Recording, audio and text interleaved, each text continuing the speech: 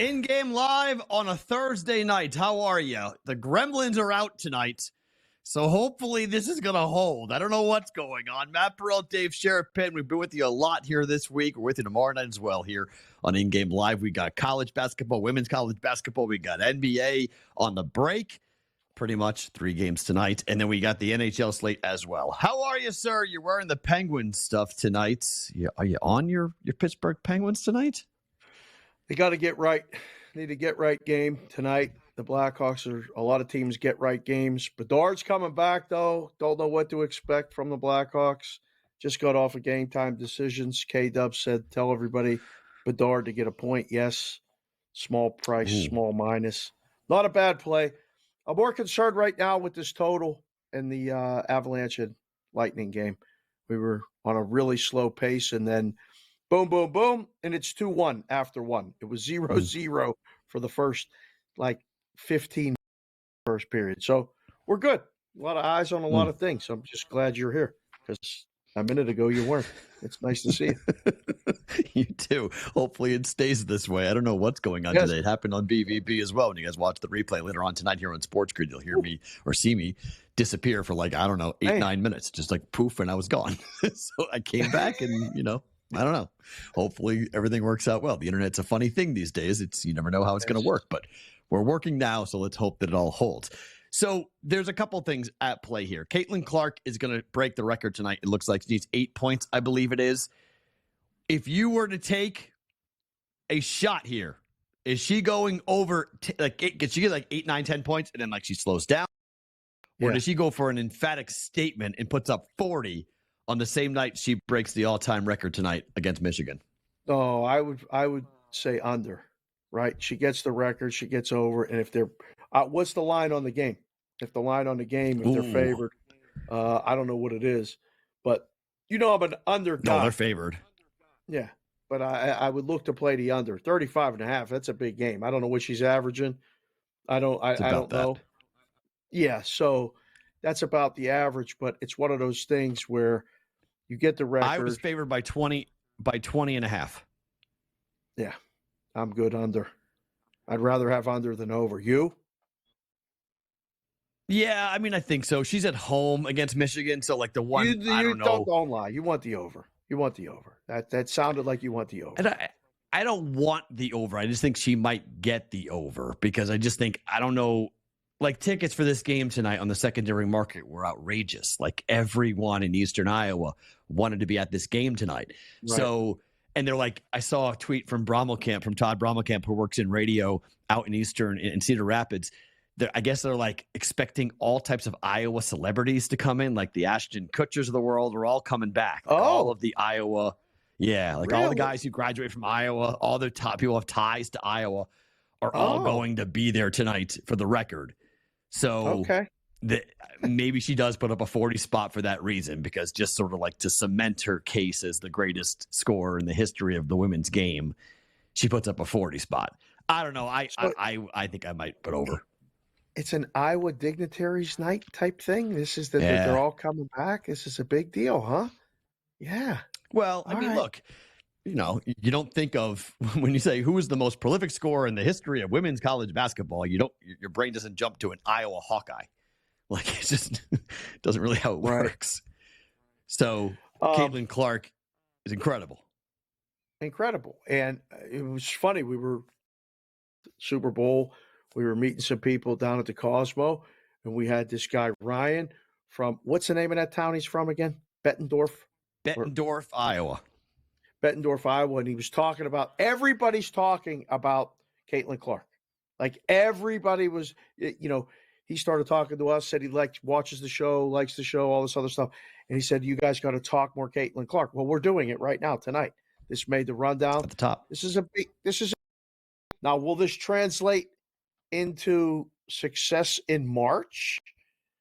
He told us specifically no, but it's one of those things. It's an individual thing. I don't know if this is carrying over to team success. That's a big number in women's college basketball games. Over 20 points, hard number to lay. Over 35.5 individual points. I'm leaning under. Yeah, the game's on Peacock, which some people were like it's a Peacock only broadcast. And I get why they want to leave it on there, because if you're looking to watch it, you're looking to watch the historic performance, you may subscribe to Peacock. But others are saying this game should have been broadcasted everywhere. This should have been like on ABC. Like this should have been a historic broadcast, and everyone should have a chance to watch Caitlin Clark break the record. So there is a little bit of like a anticlimactic feel to the game, because she's going to get it probably somewhere in the first half. And then, people might turn it off. I don't know. I mean, people might stay and watch, or they may just. I'll be curious. Are you okay if they stop the game? Are you cool with a stopping of the game ceremony when somebody breaks an all-time record? Absolutely. Yeah, it's an all-time record. I think so. I mean, don't draw it out and make it long, but I think you stop and recognize an all-time record. I don't think that's too much to ask. Don't you think them bringing all these people in, they want to see that too? No, absolutely. It's just there's always this thought of like, I remember when Brady broke the passing yards record, like game, they kept going. And so there was a little bit of that. Brady into tonight. How did you just do that? Because Jack muted his mic. How did he do that? I don't even know how you did that. Did she score the first 8 points for Iowa? Did she just break it? Did she just score the first 8 points? It's 8. It's 8-6. She scored the first 8 points for Iowa and broke it. So yeah, I like my overplay. If she broke it that fast, she may go for 60. They may try to just give her the ball. Wow. Yeah, she may just go and score everything. She may hit it. She broke it on a 3. Jack just said in our ear. So 3-point shot. So Caitlin Clark, the all-time winning. Yeah, that was obviously she's going to break it tonight. She broke it in the first 5 minutes of the game. She broke the record. So she's going to, again, I would be surprised. I think this is going to be a no-doubter. I would lean towards the over. 35.5 points for her. The in-game number is still 20.5. 161.5 for a women's college basketball game is pretty high. So, Vatek and Duke is 121.5. You want to have a comparison in terms of two different styles of basketball game. Wow. Those games are going on. Yeah. Okay. So they're going to expect points out of Iowa. And did they stop the game, Jack? That would be my question. Did they do a whole ceremony, or did they just keep playing? Let us know on that, because I am curious about that. If they said, okay, timeout. No, I guess we'll look on Twitter too. I'm sure that it'll be there as well for Caitlin Clark to do it. But man, they wanted to get out of the way early, which I kind of like, right?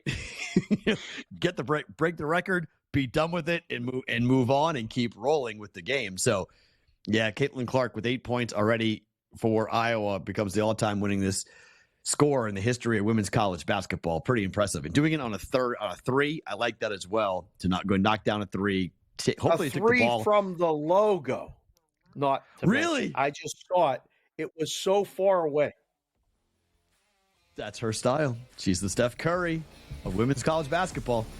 Yeah. Take a look at the NBA slate, NHL slate as well, coming up next. In-game live on a Thursday.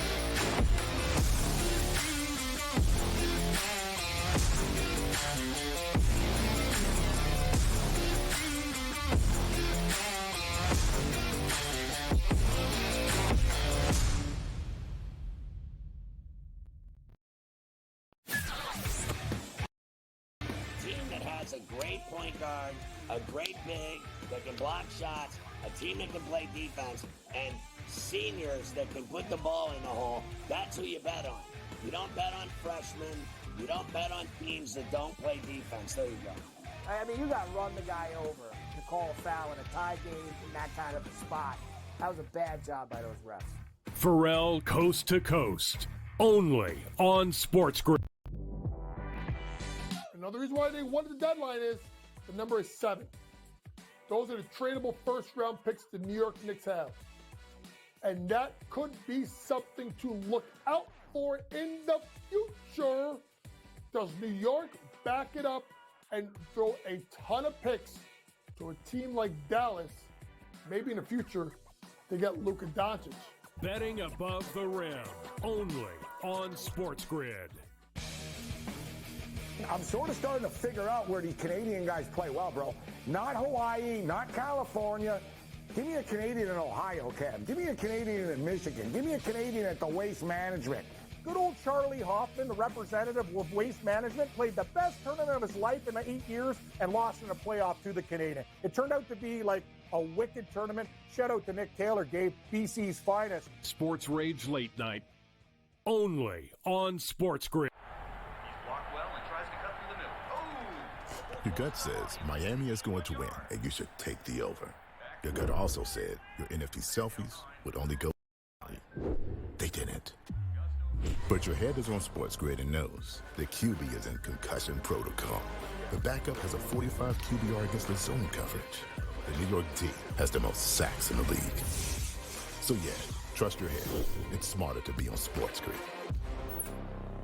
Anyone that's been to a sporting event, the atmosphere before a game, I think Game Time Decisions has that same exact atmosphere. This is our arena.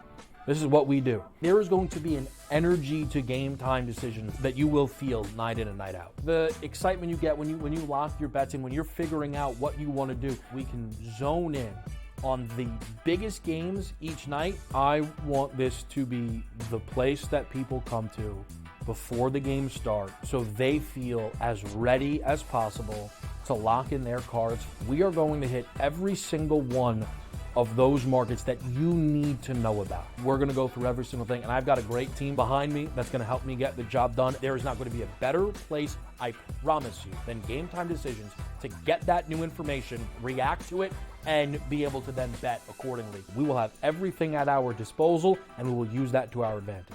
I'm Kevin Walsh. Tune into Game Time Decisions from 6 to 8 p.m. Eastern on SportsGrid.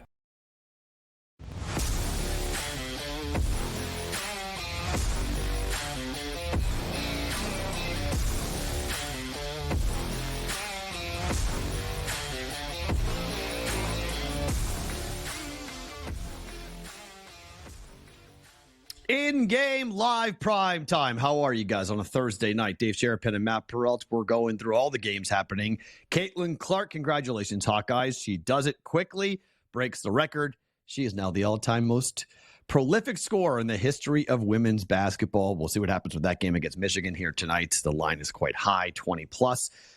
Her number was 35.5 pre-flop. So we're going to watch and see what Caitlin Clark does here for tonight. Okay. What else are you looking at, Dave? Because I'm on the first period under for Dallas and Nashville. Game over for the Avalanche and Tampa. And Vermont laying 8, which is probably the last game people want to talk about tonight, about them at home against New Hampshire in America East college basketball.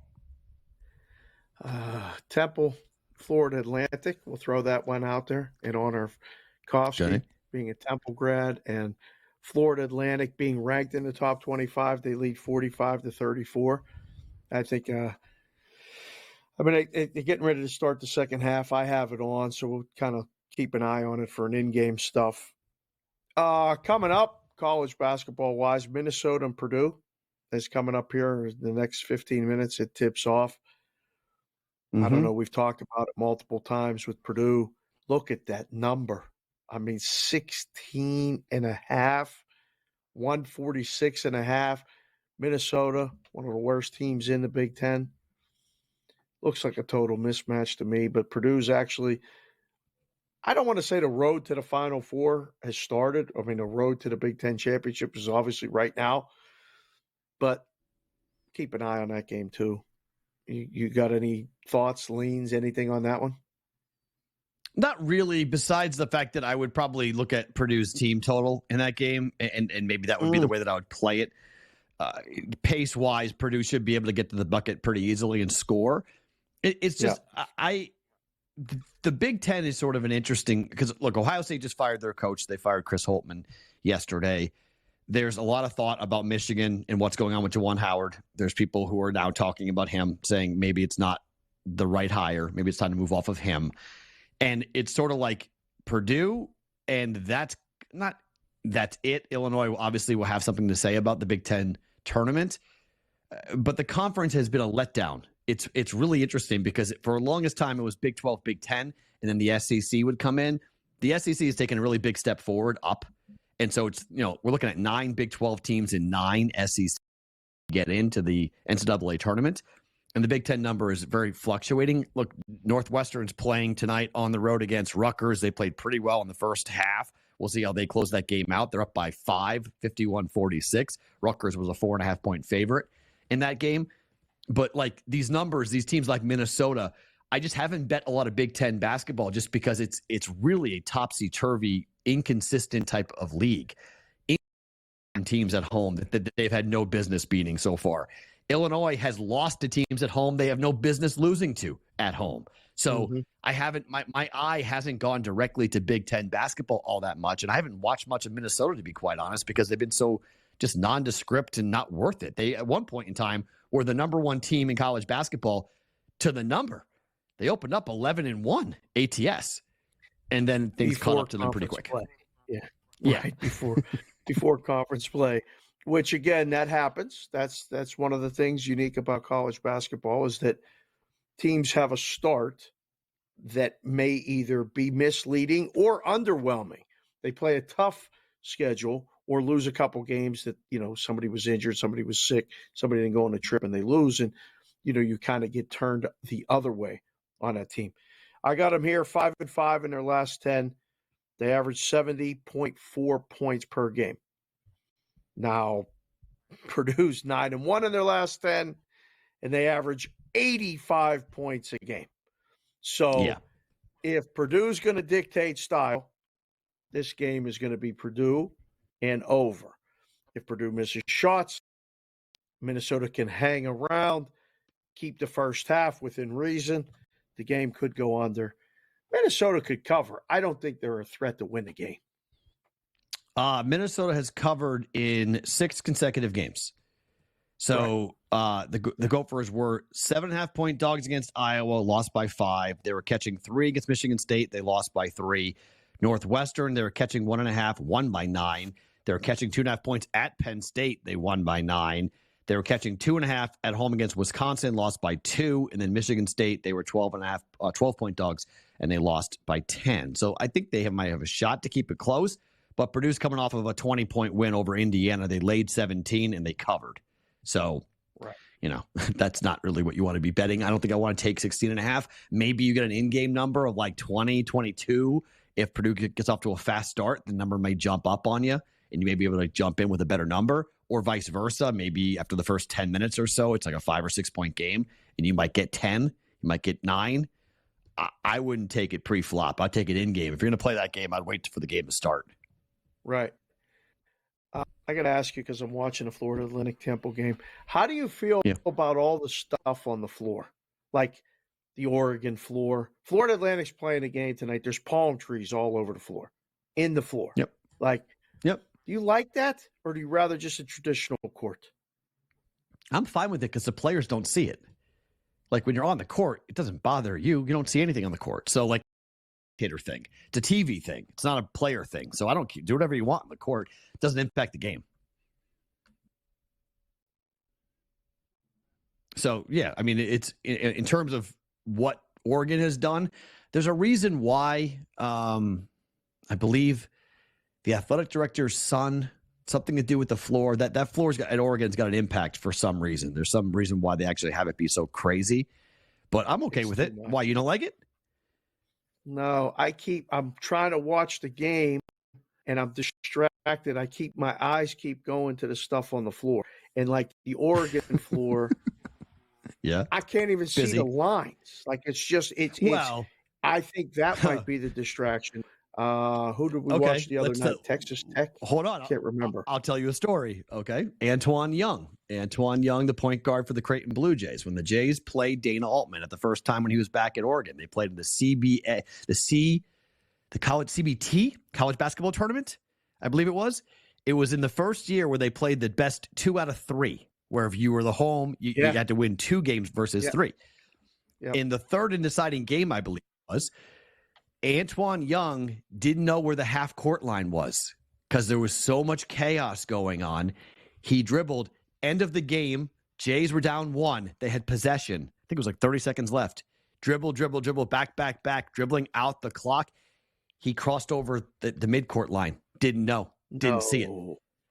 Turnover. Jays lost. So every Creighton basketball fan remembers the court. And the next year, they had to make alterations to the court to make the midcourt line much more distinctive so people could see it. Right. But that was one where it did matter. The players did not know where the was because of so much junk was on the court. Yeah, that's I don't want to sound like old man yelling at the cloud, but I want to see the court and just kind of see the lines and know. So I know as a viewer, I'm distracted by it. People like it, that's fine, but Temple's hanging right now with that with Florida Atlantic. So that was one. Any other games late? We'll get to them in a little while, but I mean, I also had St. Mary's and Pepperdine as a game listed for later. Did you really? Why? Yeah. St. Mary's and Pepperdine. Why St. Mary's and Pepperdine? Getting ready for the West Coast because Conference St. tournament Mary's in is going Vegas? to win that conference, right? No, St. Mary's is probably going to. Yeah, they're going to win that conference, and this is the Thursday nights is the West Coast Conference teams. A lot of them are playing. Yeah. The line's 20. It should be. Pepperdine stinks. Pepperdine's 3-8 ATS on the road. They stink away from home. 7-4 ATS. St. Mary's 4-7. Pepperdine ATS in the West Coast Conference. And you've got a team that's won. My gosh, they've won every game they've played in 2024. St. Mary's hasn't lost yet this year. Correct. Vermont That's why I have big on New Hampshire. Let's go. More to come. In-game live.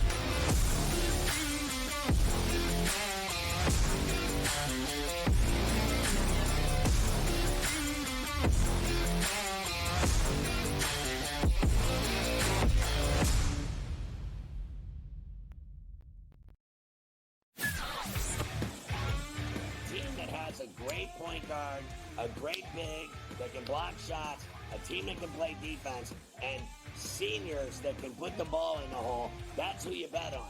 You don't bet on freshmen. You don't bet on teams that don't play defense. There you go. I mean, you got to run the guy over to call a foul in a tie game in that kind of a spot. That was a bad job by those refs. Perrault Coast to Coast, only on SportsGrid. Another reason why they won the deadline is the number is 7. Those are the tradable first-round picks the New York Knicks have. And that could be something to look out for in the future. Does New York back it up and throw a ton of picks to a team like Dallas?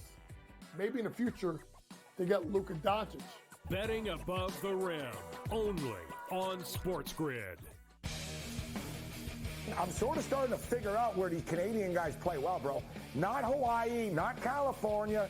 Give me a Canadian in Ohio, Cam. Give me a Canadian in Michigan. Give me a Canadian at the Waste Management.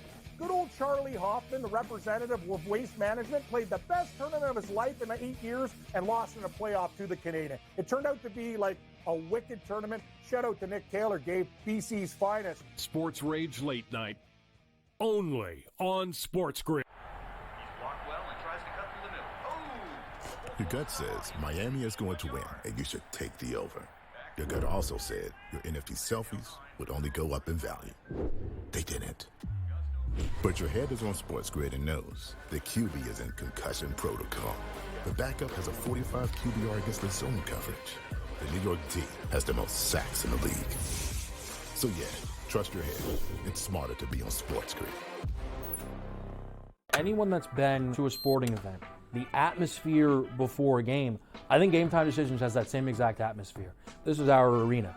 This is what we do. There is going to be an energy to Game Time Decisions that you will feel night in and night out. The excitement you get when you lock your bets in, when you're figuring out what you want to do, we can zone in on the biggest games each night. I want this to be the place that people come to before the games start so they feel as ready as possible to lock in their cards. We are going to hit every single one of those markets that you need to know about. We're going to go through every single thing, and I've got a great team behind me that's going to help me get the job done. There is not going to be a better place, I promise you, than Game Time Decisions to get that new information, react to it, and be able to then bet accordingly. We will have everything at our disposal, and we will use that to our advantage.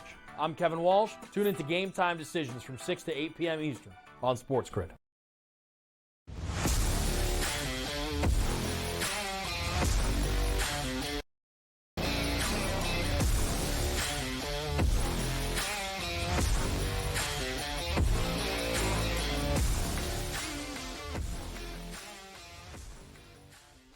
In-game live on a Thursday. Dave Sharapan and Matt Perrault with you guys here on SportsGrid. Dave, we talked about this game a little bit earlier in the day, but the Pac-12 is awful. Like, we can just establish the Pac-12 is awful. But there's money coming in on Utah. USC was a 2-point favorite. Now they're a 1-point favorite. So people are coming in here on the dog. Utah on the road against USC, although a couple of books have stayed at 1.5. Superbook here in Vegas is at 2. I'm not sure if that's accurate or not, but they're a little off market if they haven't caught up with the move here on this. Would you even lay points with USC or take Utah money line? No, Utah. Yeah, I don't want. I mean, it is a mess, and records and stuff would indicate that you should probably just pass on the game period, or just bet it in game and try to get both sides. There's probably 8 to 10 lead changes in this thing. At least, and maybe 8 to 10 in the first half. So, but no, right. I don't. I would rather have a plus on both teams, or if we're going to make a starting position, let's take the plus on Utah, and we can try to get another plus on USC when they get down. Because no one's leading this game from beginning to end, and no, I don't want to have a minus next to either team. So since the 10th of January, USC, LeBron James's son's team, Bronny, they have won a grand total of 1 game. They have lost every game except for a win over Oregon State at home. They won by 28 points. Other than that, they've lost every game by at least 6 points, including their last game at Stanford. They lost by 31 points. Not much better on the other side, though, for Utah. They've lost 4 of 5, and those games have been by 8, 6, 25, and 22. Their lone win was over Colorado. They won by 5 and covered at home, laying 3. The Pac-12 tournament here in Las Vegas. It'll be the last college basketball tournament of the Pac-12, and it's the last major event in the conference's history. Like, we'll have some spring stuff, but for the most part, football and basketball for the big boys, we're done. Yep. Do you think people are going to come to Vegas for the Pac-12? I would guess no. I would guess this feels might that be way, right? The year where they go, you know what? We're not going to win, or we're not going to win a game in the NCAA, even if we win, unless they're Arizona. I think Arizona's going to follow. Arizona's going to draw. Arizona's a viable national title, contender. So yep. I think of all the fans we'll see Wildcat fans. I don't know if the Utes are going to come down. I don't know if the Sun Devils are going to come up. I don't think so. It was one of those fun. I went to multiple games last year and had a lot of fun at T-Mobile. Maybe we could get Jack back out, see if we can get him on a company jet, and Jack can come back out to Vegas and catch a little basketball. Jack, I'll talk to somebody about that for you, see if we can get that. How Vegas always says, right? They want their money back. So, they want to bring you back in any way. They want to bring you back to town, get them back to the tables. Yeah. Got to make their money back. Yeah, no, Jack's not giving that money back. That's right. He's not. That's not going to happen. Temple's on a 21-8 run in the last 8 minutes. That game is 53-49. Florida Atlantic had such a good year last year. They were laying a big number before the game, and I'm not excited about this right now. And it might be time to get some Florida Atlantic. Sorry. Go ahead. Continue. I think they're an interesting team. They play up or down to their competition, and that's going to be one of those teams in the dance that you're going to have to go, okay, who are they playing? What's the matchup? What's the game going to look like?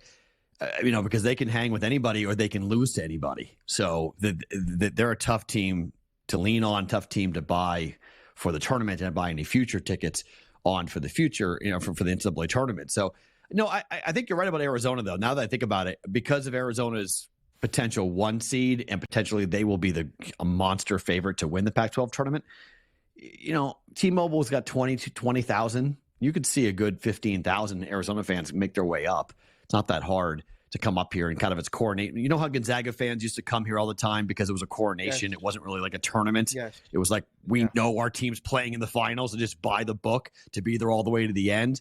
You would assume Arizona fans would kind of have the same opinion. And since it's the last one, maybe they will come. I think, like I said, maybe the winning team or the team, the favorite, maybe they will come. So I don't know. Those Gonzaga fans used to make it like a weekend or a 5-day little bender with some basketball in between. You'd see them all over casinos. When I was downtown, they'd be down there. When I was down on the Strip, they would be there. They won that tournament for not a number of years. They would come ready to party, ready to hang out, go, celebrate winning another game. They would have 3 games, the way that tournament was set up. I think they only played 3 games to win the championship. The last year, right, it was 2. Yeah. Yeah, they have double bye. They have a double bye right to the semifinal, win the semifinal and the final. But this year, the St. Mary's Gonzaga final actually might be really fun because given what Gonzaga does over the next couple of weeks, I mean, Gonzaga may need to win the thing to get in. So, I mean, correct.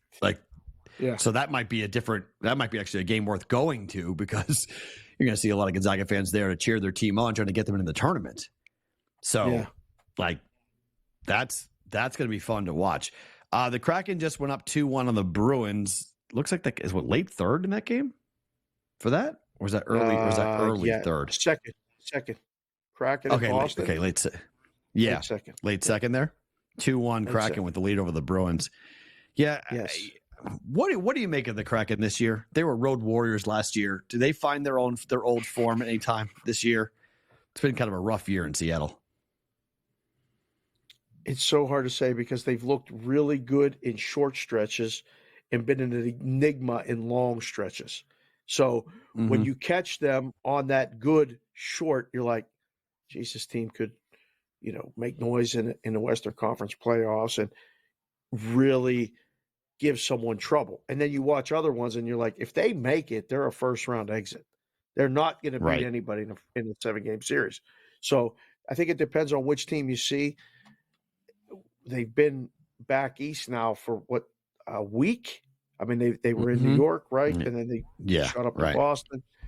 So a couple of these West Coast teams have these trips where it either starts well and then it goes bad. And if you catch them early, you bet on them, and then against, or starts bad, against, and then they catch one where you didn't see coming, and then you bet them again on the way back home. So I think they're right in the middle of the bad right now. I don't know if it's time to jump back in, but I'm not. I mean, I can't.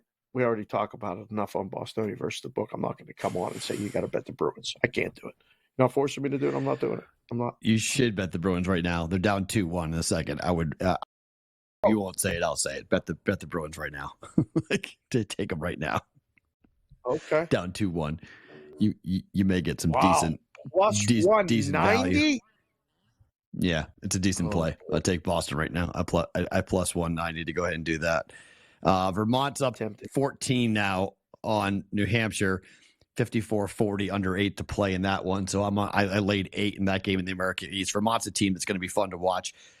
I love the small little guys, and these are the teams that could knock somebody out. These are the teams that are really tough. They're going to play, in their home gym for their conference tournaments. So the top seed hosts. So Vermont's going to host throughout the entire, run here, and then get a chance to go up against a big boy. They'll be a 13, 14 or 15 seed most likely, and have their shot against a Goliath and maybe hang for a half or so. And, I love the NCAA tournament so much that this is really, now that we're done with football, we can now really look heavily, and the NBA is about to go, onto the break after today. So they're out of the way for a week, and you can really dig deep into college basketball and take a look at teams who might be the team that is who are we talking about after the first weekend to make that run. And that's what makes the NCAA tournament the greatest sporting event that we do as a country. It's better than the Super Bowl. Super Bowl is amazing, but the NCAA tournament is the single greatest thing we do as a country, sports-wise. It encompasses every time zone. It encompasses multiple small markets, tiny states, tiny schools that then go up against the big guys. There's no big market, little market. There's none of that. And you have so many games and so many people watching for that first 4 where it's not one game on one day. It's 16, 16, 8, and 8. It's incredible. It's so fun. Spaced out perfectly. It's the best thing we do. And if they ruin this, if they take that away from me, I'm going to be so mad. I do get not sad touch thinking this. about it. It's that they're going to touch it. They're going to mess it up. They're going to, the big schools are going to be the big schools. They're going to take away the stories, like George Mason years ago, and the Butlers when they're not expected to do it, then they get to the Final Four weekend, and it's going to change. But college football is going to take over the world when they do their thing, and you're going to say in a year, this college football playoff is the best thing we do as far as sports and this and that. No, I won't. I won't, because you won't get a Cinderella. You won't get a Cinderella. You'll get one-offs. You'll get one upset. Like a team will beat one team. A team will not make a run to a championship. They're not winning 3 games on the road. They won't win the second. True, on the road. There's no way. Thursday, in-game live. Matt and Dave with you here on SportsGrid. Don't move.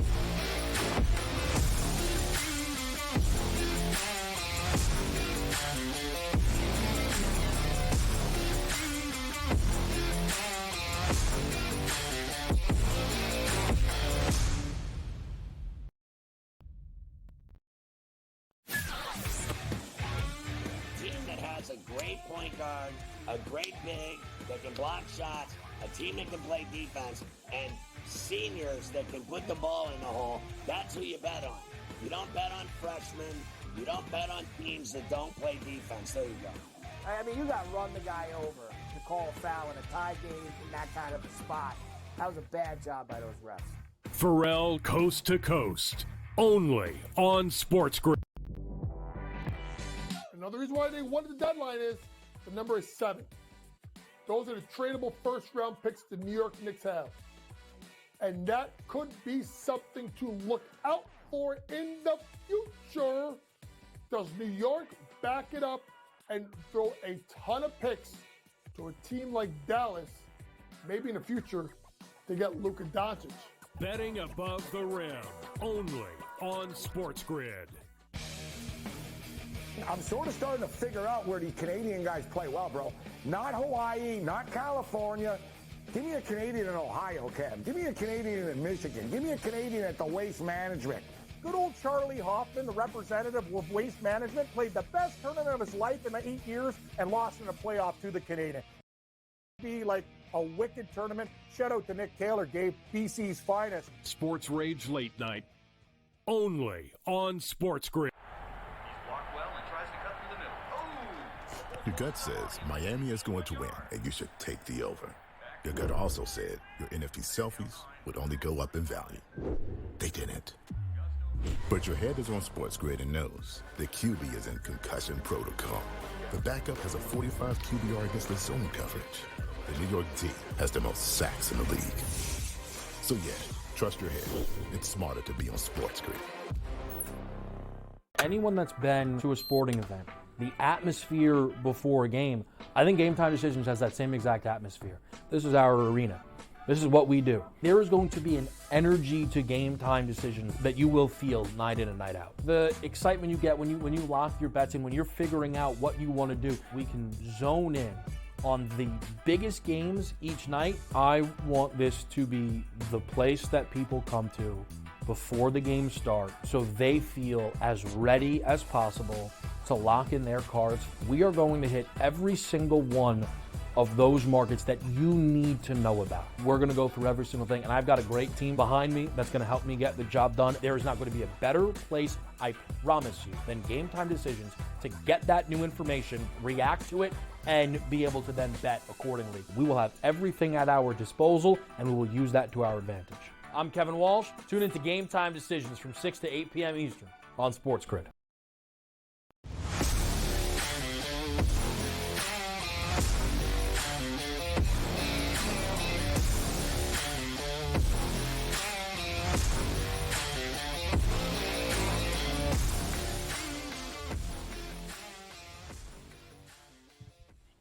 It is a Thursday night. How are you? Dave Sharapan and Matt Perrault with you. We are in-game live primetime here on SportsGrid.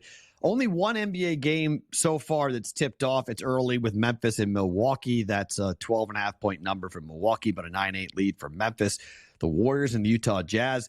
That game coming up here at 9:10 Eastern. And then we've got the Timberwolves at the Trailblazers. That's at 10:10 Eastern. And then we are done with NBA basketball until the 22nd of February as we hit the All-Star break and we go into All-Star weekend. Will you watch any of All-Star weekend, Dave? At all interested in anything with NBA All-Star? Tomorrow, Friday, no. Maybe I'll peek at it. Saturday, 100%. Saturday, I will watch. Sunday, no is probably a small favorite. I won't watch any of it. I might watch the 3-point shot, the battle of the sexes, a 3-point shootout. I may watch a bit of that. Maybe. Yes. Maybe. I'm definitely watching it. Although there's a Temptations review tomorrow, big show tomorrow night. A what? That I might end up at, the Temptations. Motown Temptations. I know what Temptations is. You're gonna. Yeah. This is a cover band you're gonna go to. I'm debating it. Yeah. Where? Yeah. Where exactly are you going to watch a cover band of the Temptations? The M Resort. Great venue. The M. Yeah. Yeah. It's my old stomping grounds. It is your old stomping grounds. Yeah. You might be the youngest person in the building. You might be the youngest person in the without a doubt. There's no question. But I like the Temptations. I'm a big Motown guy. So so I may end up there watching the All-Star stuff. I mean, you asked. I just told you. It's either there or bowling night at the Suncoast, and I've seen enough of that. Oh. So yeah. It's a big just night, watch a college Saturday basketball game. Just watch something on TV. Go to a movie. My gosh, there are good movies coming out at some point. I want to see the Bob Marley movie. I do too. That actually looks phenomenal. Were you into Bob? You don't strike me as a Bob Marley guy, really? Oh, really? Oh my gosh, Three Little Birds is one of my top 3 favorite songs of all time. Oh yeah. Oh, love Bob Marley. Yeah. What'd you think I listened to in Curacao? Used to listen to that every day. Oh. Well, that makes sense. In Curacao, all right. In Curacao, that makes sense. Yeah. All right. It's going to be interesting. All right. Montreal and the Rangers, it's a 4-2 in the second period there. That game's going to fly over. So we'll watch that a little bit here. 2-1 Toronto, 3-1 Toronto up against the Flyers. I don't know what to make of the Flyers anymore. 1-1 Devils and the Kings. They got a 2-0 score. The Panthers and the Sabres. Kraken, as I mentioned, they're up 2-1 on the Bruins. That game heading to the third period. And now we're a 2-2 tie for Colorado and Tampa. So, Dave, the books are really high on Colorado. They think that they're the best team. They're the odds-on favorite to win the Stanley Cup at the moment. Correct. This is a backup goaltender, by the way, that's going tonight. Can Tampa Bay do this? Like, could this be a Cup preview, Tampa, Colorado? So many of us are willing to just ride Tampa off into the sunset. We've had enough. We've seen enough. I bet the under. Cups. I know. And I feel like they're getting it together again. They're getting back to what they do. They're winning games like this. Vasilevsky's been great last 15 games. Like, it's since starting the injury, really, to happen. Yeah. So can they do it? Yes. The Eastern Conference. The Eastern Conference is wide open. I think Tampa has a shot. Again, the path will determine it. We saw it with the baseball. I mean, thinking about baseball, we talked about baseball earlier, pitchers and catchers report. The path for the baseball made it very viable for Texas to win it. If Tampa gets the right first-round matchup, can have a short series, less than 7 games essentially, 6 games or less, yes, Tampa can do it again. But, I mean, Florida, there. Boston, there. I'm not sure yet about the Rangers. I thought a month ago the Rangers were going to be one of my favorite teams. I'm not sure anymore. and then there's Why? Toronto. No, we don't talk about Toronto. Toronto's. There's no point. Just take the Leafs, put them in their own little silo, and send them out to sea. Message in a bottle. Goodbye. What about the Rangers? Why are you questioning the Rangers? Because both goaltenders can do it. I mean, either Quick or Igor, either one can do it. I like the Rangers still. I got to see them tighten things up defensively. I mean, they're not going to win playoff games 5-4. They got to win these games. They got to win them 2-1. And can they do that? Multiple series? Yes. One night, Quick has been great. One night, Igor can always be great. I just need to see it. You know, got Jack in my ear every night talking about the Rangers this, the Rangers that. I get it. It's fine. But I just know I'm starting to get that seeded doubt. I'll watch them play and go, man, they're fast. Maybe they got to get a little more physical some nights. I don't know. There's something about it that I'm not sure. I mean, they're not one of the top 3 best teams, but they're definitely the 4th option in the Eastern Conference. Right. I mean, yeah, they're right. They'll give people. They'll give Boston. They'll give anyone they face a problem in the semis. They're going to be a problem team to face. Carolina, if they're against Carolina. Okay, that's the biggest enigma. As I told you before, pre-flop, pre-year, I picked Carolina to win the Cup. And they were disastrous in the first 2 months of the year. And then they threw a switch. And it was just like, goodbye. Here they come. And now here come the Hurricanes, and they're a legitimate threat. I don't even think about them. When I think about the Eastern Conference, they're not even on my radar screen because of how poorly they started. And you look at the odds, and you're like, wait, what? I mean, the books clearly think Carolina is a factor, and they clearly think that they're going to be a definite, Eastern Conference contender. So, I mean, absolutely Carolina. Yeah, I mean, they're healthy. They got their goaltending back. Yeah, I mean, you have to take a look at that. They play tomorrow. They're the only game tomorrow, and we'll be back here tomorrow. Really? They're at Arizona. So the whole league's playing tonight except those 2 teams. Isn't that a miss? I know they're trying to clear out for the winter for the Stadium Series games, and they want to make sure they have it all scheduled out correctly. So, but the NBA's off. There's no NBA basketball on Friday night. That's normally an NBA night, right? And you don't take advantage of that. You don't capitalize on that and have it be a solid, full blown NHL hockey night. It's a miss. I think so. That's a miss. It's Carolina and Arizona in Arizona. So I don't even think it'll be on radar. No, that'll be a Carolina play for us. That might be an underplay. We'll have a lot to talk about with that. I think tomorrow, we'll be able to look too at like futures and different things, not just in baseball but in hockey, where we can go divisions. Is that number right? I think divisions are open. What? Time out. What happened? Is that number right? Is it 4-0 Dallas in the first period? Yes. It's 4-0 Dallas. Against Nashville. Did they pull Saros? What the hell happened? What is that? I bet under in the first period. I bet under the first period in that game. Well, that's good. It was over quick. It's way over. So, 4-0. They're going to go over the total in the first. It closed at 6. The game closed 6. The game. Well, the in-game's 7.5, right? The in-game right now is 7.5, 4 goals. So it's still – that's where the algorithm – it's basically counting Nashville to get 1 goal. So 6-1 final is the way you have that kind of mapped out.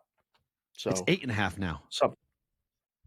I have 7.5 at my book here. FanDuel's at 8.5. Yeah, I'm not looking at that. I'm looking at 8.5. Caesar's here. Vegas 7.5. You can't even bet the money line anymore for Dallas. What happened to Saros? He's out. Whoa! Thanks for coming. Penguins scored 1-0.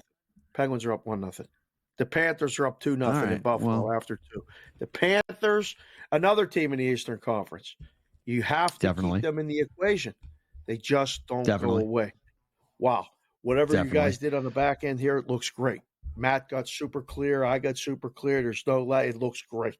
That whatever the big guy did with the beard in the back, give him a hat tip. It fixed whatever was going on is gone. It is 67-47. Vermont up 20 on Vermont. So that number, which closed at 10.5, should be an easy cover for the Catamounts. So they go ahead and work. I laid 8. So get that W. And so I just need the over now in the Avalanche and Tampa Bay game. And it will be a 2-1 night for me because that first period was brutal for that game. It's still 2-2. That game about to end the second period. So get 2 goals. I fear that game's going to fall 4-2. That's my worry about Colorado. I need both teams to score in the third period and put that out there into the universe. So it can be 3-3, and then you don't have to worry about it. That'll be perfect. It's beautiful. It's a great. I predicted that early today. I said 3-3 game, which I thought it was going to be. So I said 3-3. That's why I bet the over. I thought it would be a 3-3 game. But I look at the Canadian teams. We've talked about them a lot with Winnipeg and Vancouver, and I have a 27-1 ticket on Vancouver, and I didn't buy the Winnipeg ticket. I might kick myself for doing it, but I bet the Vancouver ticket. 1993 was a long time ago. I don't talk about Toronto because it's not really worth it until they actually do anything. So they're kind of like they're out. So I cross them off before they even start playing because they're not relevant until they show me actually they are relevant. But I don't know what the Western Conference is going to look like in the postseason. Like the Vegas Golden Knights are getting healthy. They're the defending champs, but they haven't looked great. The Kings were awesome until they weren't, and they fired their coach. They were everyone's like, I remember people in the first month, they're like, bet Kings futures. Look at the Kings. They're going to be phenomenal. Goaltending, scoring. They're great. They're young. They're talented. Fired their coach. Goodbye. The odds will tell you it's Colorado as the best team in the West, but do you agree with that? Oh no. I mean, I can't help but think it might be time for Edmonton to actually do it with McDavid. I mean, he's had these getting out of the division. Yep. Is actually viable now. I mean, it was viable before, but you catch a young Vancouver team as the way to get out of the division.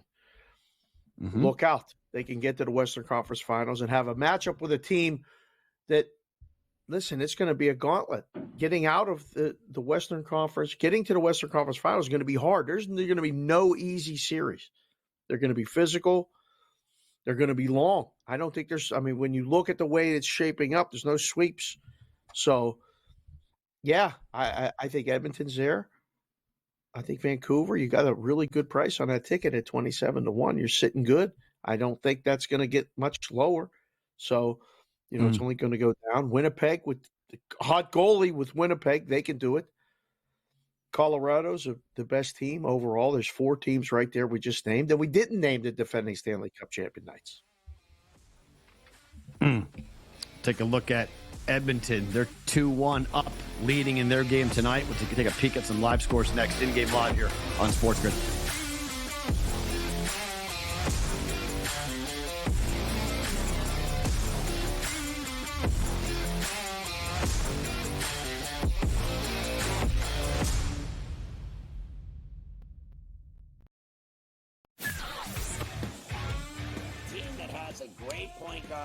A great big that can block shots, a team that can play defense, and seniors that can put the ball in the hole. That's who you bet on.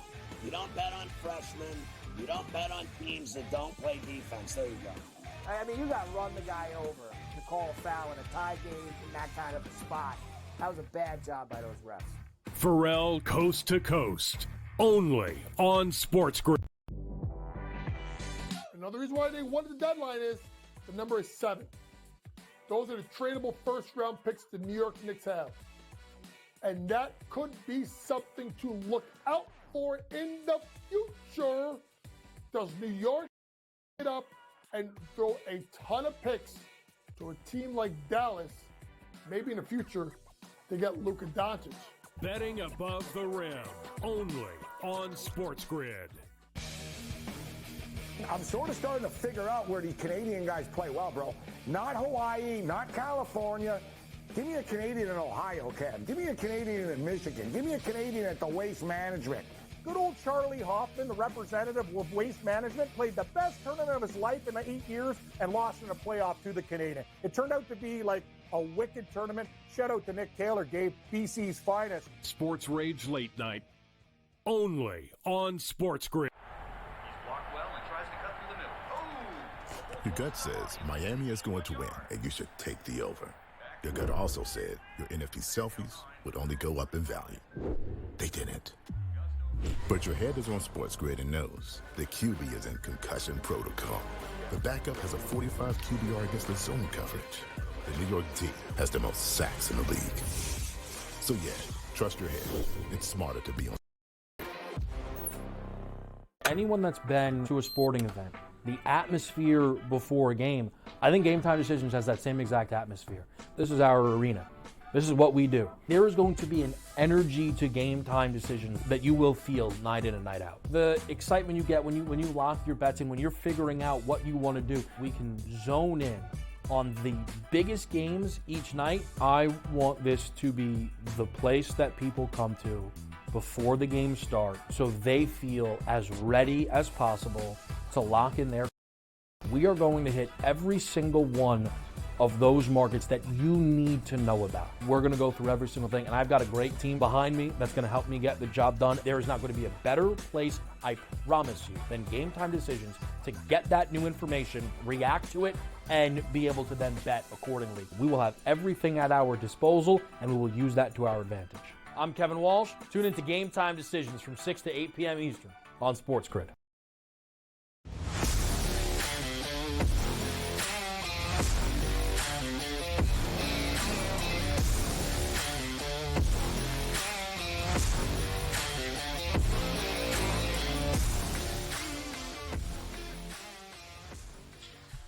InGame live on a Thursday night, Dave, with you here on SportsGrid on a night where Caitlin Clark became the all-time leading scorer in women's college basketball history. Iowa's up 53-41 at the break over Michigan. Caitlin Clark scored the first 8 points for Iowa to break the record. Caitlin Clark has 28 points, Dave, at the break. The total was 35.5. Yeah, it doesn't look good if you have the under. She may put up 50. 10 of 16. I told you, I thought she was going to. I thought she might put up 50 simply because I think she that, hammer down on the night that all those dignitaries are there in Carver Hawkeye to watch her break the record, go put on a show. 28 points in the first half. Pretty much puts on a show. Not bad. That's not bad. I would have to say, if we were doing an in-game number, the in-game number would be 49. 40? Oh, what is she going to score 50? That would be my question. 28 in the first, 25 in the second. That's 53. So 28 and 19. That's where you make the number. I think, they just started the third quarter. Okay. Yeah. Have you ever been to a game there at Carver Hawkeye? Yes. Sure. Yeah. You were at a basketball game? Yes. More lively Iowa crowd State there for basketball or for wrestling? I never saw a wrestling match there, but I've been told the Iowa State match is unbelievable. Yeah. So maybe wrestling, but I've been told there are two matches you have to go to if you're going to watch Iowa wrestling. One's Iowa State, and the other is Penn State Iowa. Correct. Those are the two you have to go watch because it's absolutely Penn State, Iowa electric. When I was at school 30 years ago. It was electric then. Oh, yeah, that would be good. Caitlin Clark with 28 points on 10 of 16 shooting, 6 of 9 from 3, 8 assists, and 4 rebounds for Caitlin Clark. A triple-double. In the first half. Unbelievable. It's a buy and a high. Don't move. Hour 2 on deck in game live here on SportsGrid.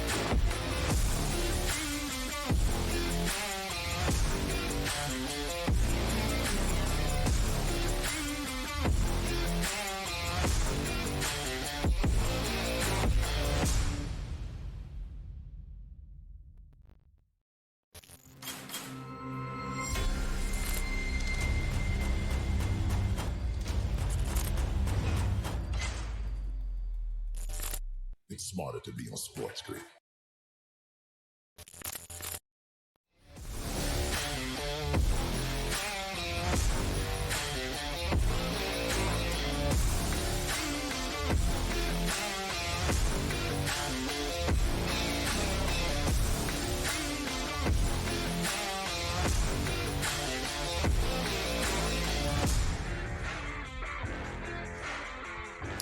In-game live, primetime, hour 2. How are you here on SportsGrid? Dave Sharapan and Matt Perrault. Dave, turn the phone off. There you go. Can't turn those things on. We hear your mic. Your mic is live. That's right. It's right by your mic. We are looking at a ton of things, including Caitlin Clark with 31 points on 7 of 11 three-point shooting so far for her. She breaks the record for the all-time most points in women's college basketball history. Her number was 35.5. She's going to obliterate that prop for points. I thought she might, given who's in the building for Carver Hawkeye tonight. 60-43. Closing number was 20. It was 20.5 in game. I'm not sure what the in game is at the moment, but it's probably pretty high. Yeah. A 17-point lead here for the Hawkeyes. History. Jeez. Here's a question. Yes. So there was a tweet that came out that said BetMGM believes that 51% more female bettors came in and bet. That's going to be debatable. Right. We can debate later as to if that number is accurate or not. However, does Caitlin Clark, does this change the way that people, even in Iowa and beyond, men, Iowa, and I know it does for women, but for men, does it make people more interested in betting on women's college basketball? The Caitlin Clark story. No. Up to this point, it has not. I mean, in all my time in the books, no, it is not. Mm-hmm. I can tell you this: people put up stuff in the books when people want to bet on it. If there's a demand for it, the books will figure out how to put up lines on it.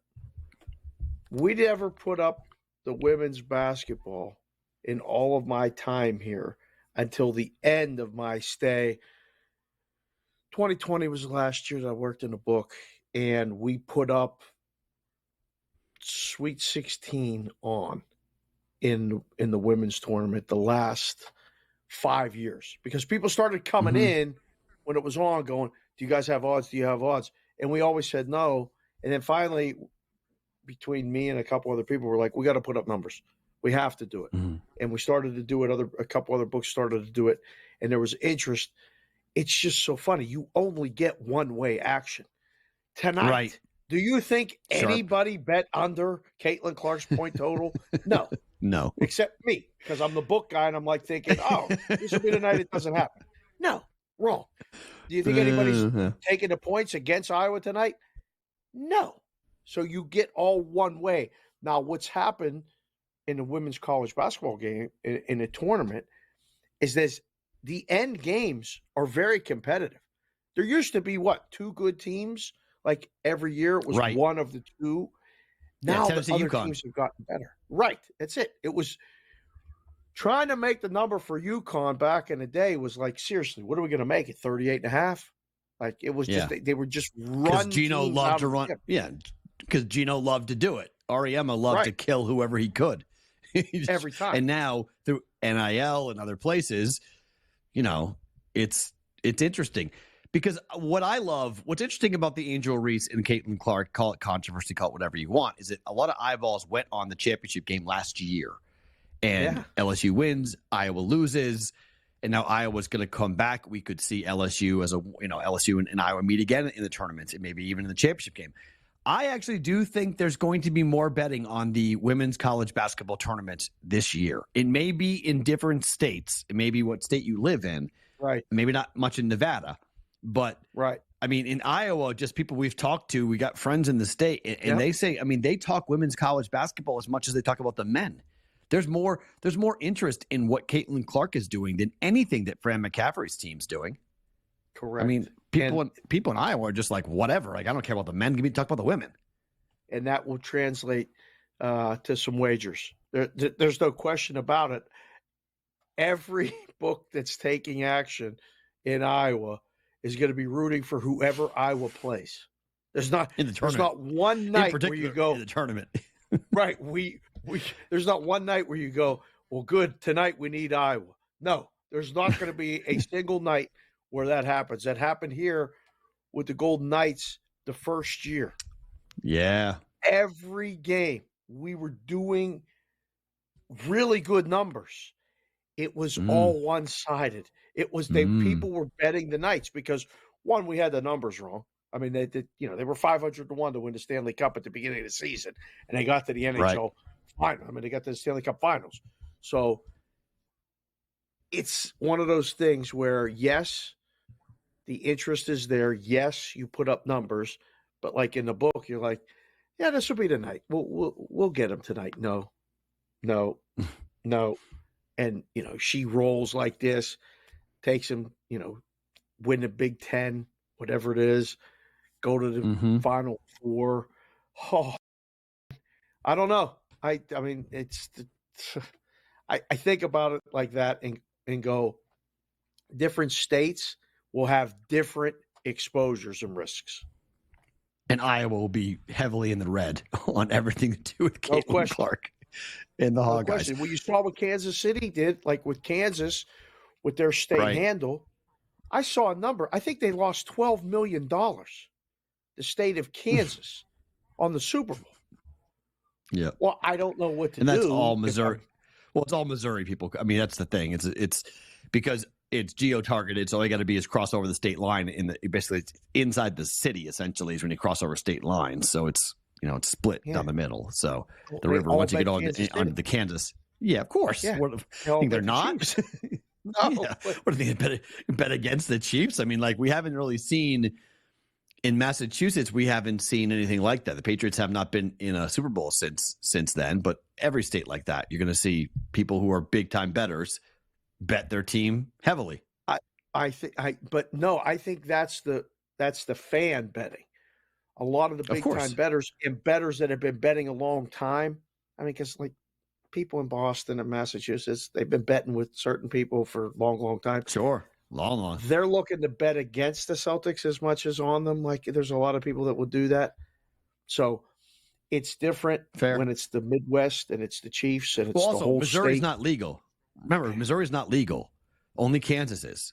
So you have the whole state of Missouri crossing over. Okay. Oh, yeah. So remember, Missouri's not legal. So there is some push to make Missouri legal, but Missouri is not legal. So St. Louis is not legal. Columbia is not legal, and neither is the Missouri side of KCMO, as they call it. So everybody, all the fans, drove over to Kansas to go over and bet. So that's why. That's where all the fan money came from, because you get people who are living in Missouri and living on that side of the state from a suburb to come over. So that's why that handle was so high for the KC game. And no one was going to bet in Kansas either. It's just the same thing with the Jayhawks. Watch the NCAA tournament. If the Jayhawks win it all, their books are going to take a bath. They're going to get killed. Everyone betting on Kansas basketball. Didn't we determine earlier this week the Jayhawks aren't winning it? That's just my personal opinion. Talk some more college basketball on the other side. Matt and Dave with you on a Thursday. InGame Live.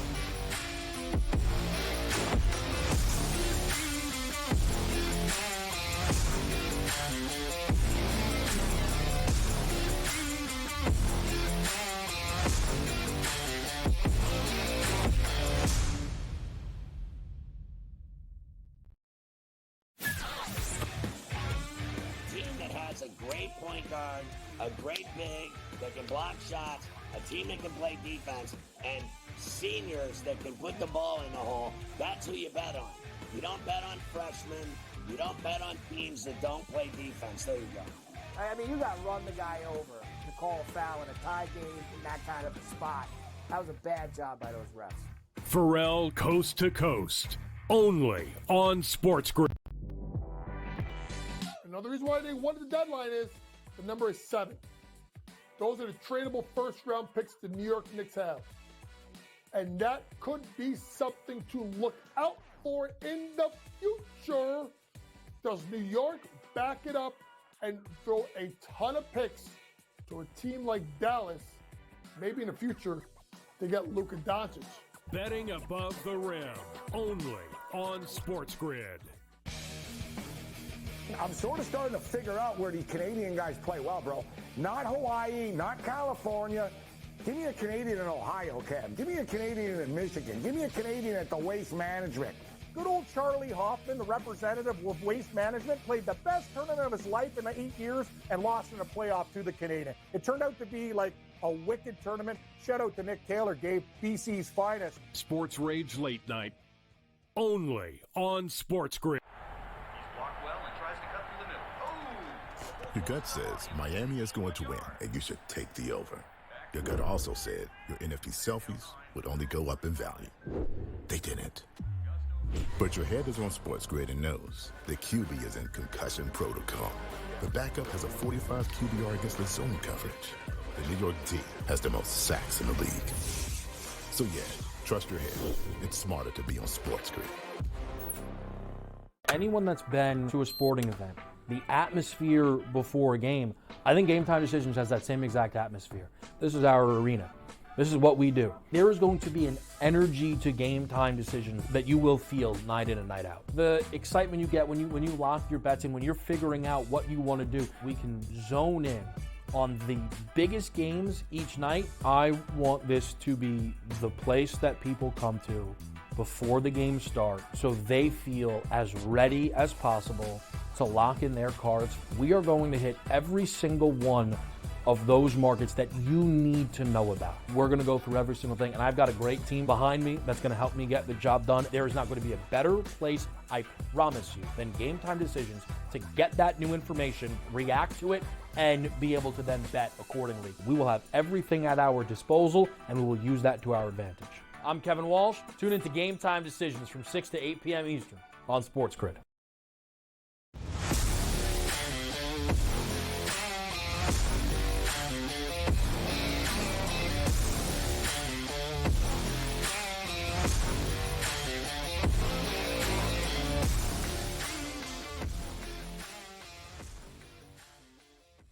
In-game live on a Thursday. Dave Sharapan and Matt Perrault with you here on SportsGrid. 3-1, Dave. Seattle up on the Bruins.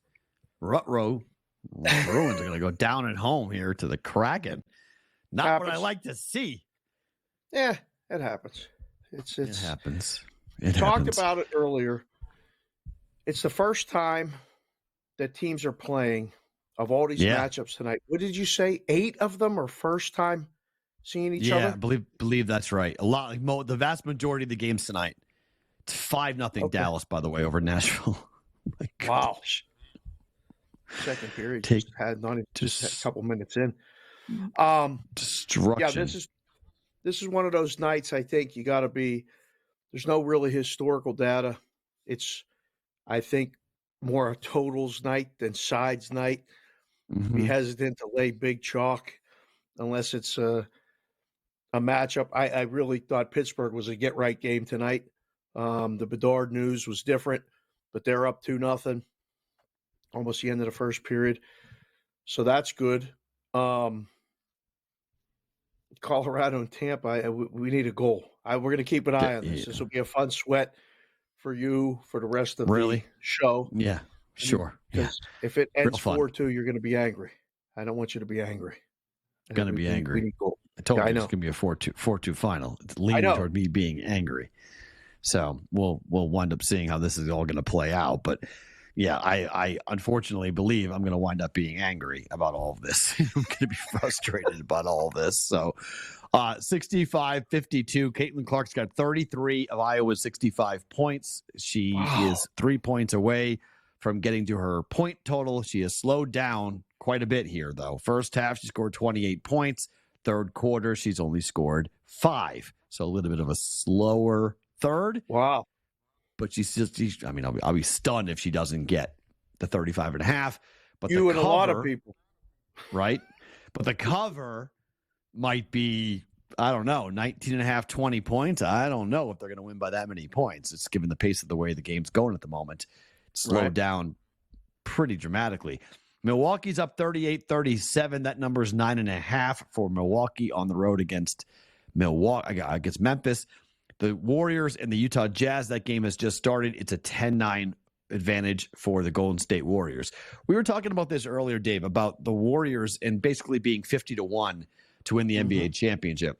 Mm-hmm. So you think there's no value whatsoever that they, in a playoff setting, could get hot and make a run? Are they deep enough? I mean, Steph's tremendous. If Clay plays the way Clay could, maybe. I just don't think they have a bench at all. Like they always had a guy or two to come off the bench and spell them, which would allow them to keep doing what they're doing. Clay's been underwhelming. Really not being able to really be counted upon to shoulder the load. So they go as Steph goes. Well, can Steph go 3 playoff series deep? They're going to have to, it looks like, play their way in. They're going to have to play a game in the play-in to get in. The way it's shaping up, they're not going to, I mean, they're going to have to win the rest of their games to get into 6.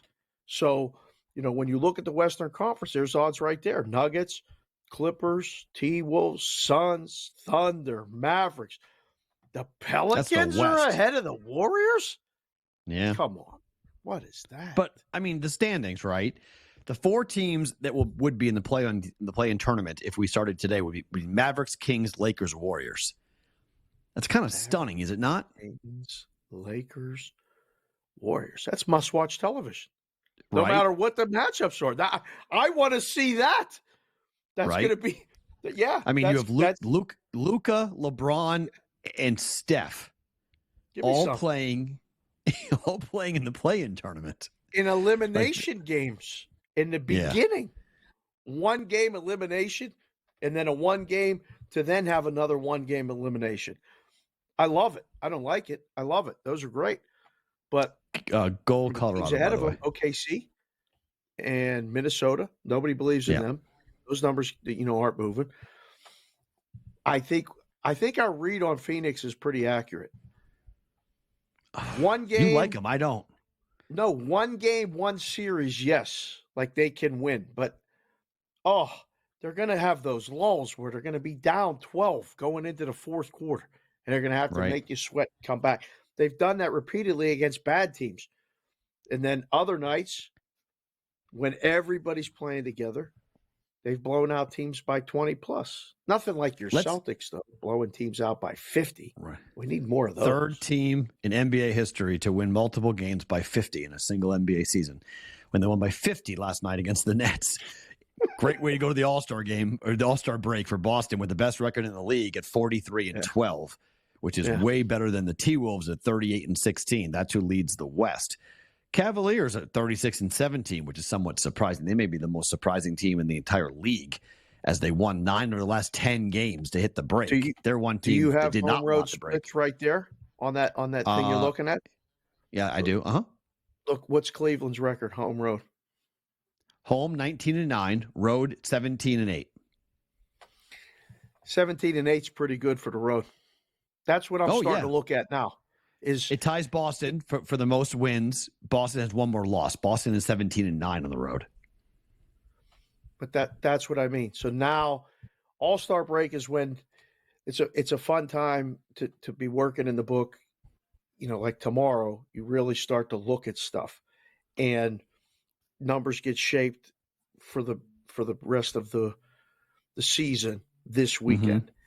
And that was one of the things that I would look at and we would debate.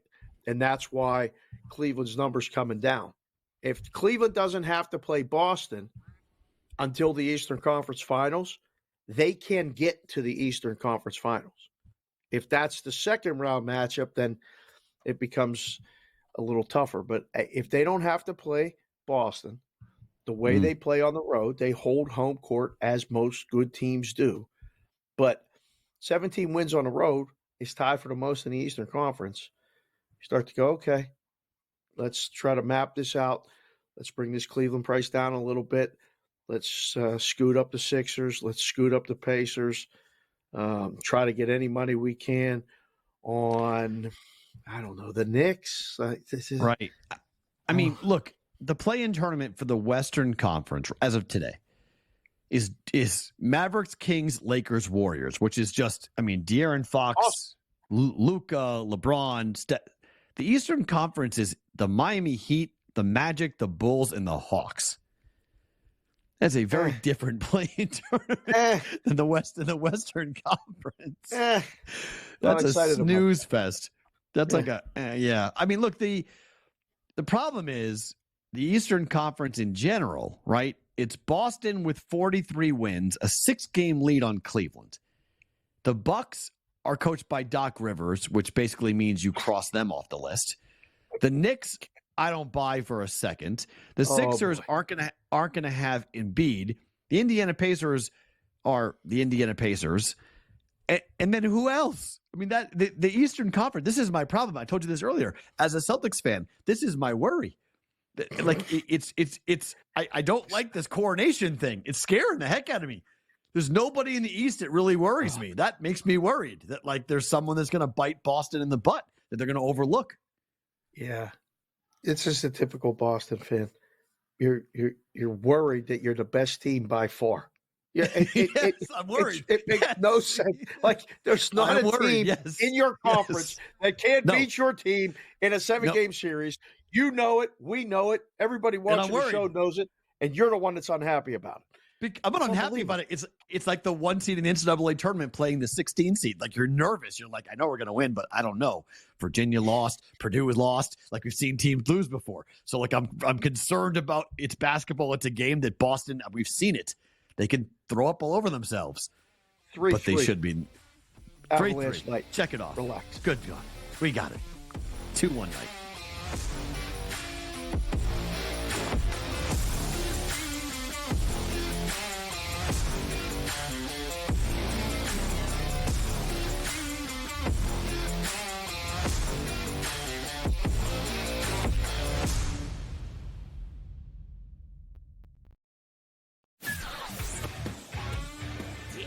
A great point guard, a great big that can block shots, a team that can play defense, and seniors that can put the ball in the hole. That's who you bet on. You don't bet on freshmen. You don't bet on teams that don't play defense. There you go. I mean, you got to run the guy over to call a foul in a tie game in that kind of a spot. That was a bad job by those refs. Perrault Coast to Coast, only on SportsGrid. Another reason why they wanted the deadline is the number is 7. Those are the tradable first-round picks the New York Knicks have. And that could be something to look out for in the future. Does New York back it up and throw a ton of picks to a team like Dallas, maybe in the future, to get Luka Doncic? Betting above the rim, only on SportsGrid. I'm sort of starting to figure out where these Canadian guys play well, bro. Not Hawaii, not California. Give me a Canadian in Ohio, Cam. Give me a Canadian in Michigan. Give me a Canadian at the Waste Management. Good old Charlie Hoffman, the representative of Waste Management, played the best tournament of his life in the 8 years and lost in a playoff to the Canadian. It turned out to be like a wicked tournament. Shout out to Nick Taylor, gave BC's finest. Sports Rage Late Night, only on SportsGrid. Your gut says Miami is going to win, and you should take the over. Your gut also said your NFT selfies would only go up in value. They didn't. But your head is on SportsGrid and knows the QB is in concussion protocol. The backup has a 45 QBR against the zone coverage. The New York D has the most sacks in the league. So yeah, trust your head. It's smarter to be on SportsGrid. Anyone that's been to a sporting event, the atmosphere before a game, I think Game Time Decisions has that same exact atmosphere. This is our arena. This is what we do. There is going to be an energy to Game Time Decisions that you will feel night in and night out. The excitement you get when you lock your bets in, when you're figuring out what you want to do, we can zone in on the biggest games each night. I want this to be the place that people come to before the games start so they feel as ready as possible to lock in their cards. We are going to hit every single one of those markets that you need to know about. We're going to go through every single thing, and I've got a great team behind me that's going to help me get the job done. There is not going to be a better place, I promise you, than Game Time Decisions to get that new information, react to it, and be able to then bet accordingly. We will have everything at our disposal, and we will use that to our advantage. I'm Kevin Walsh. Tune into Game Time Decisions from 6 to 8 p.m. Eastern on SportsGrid.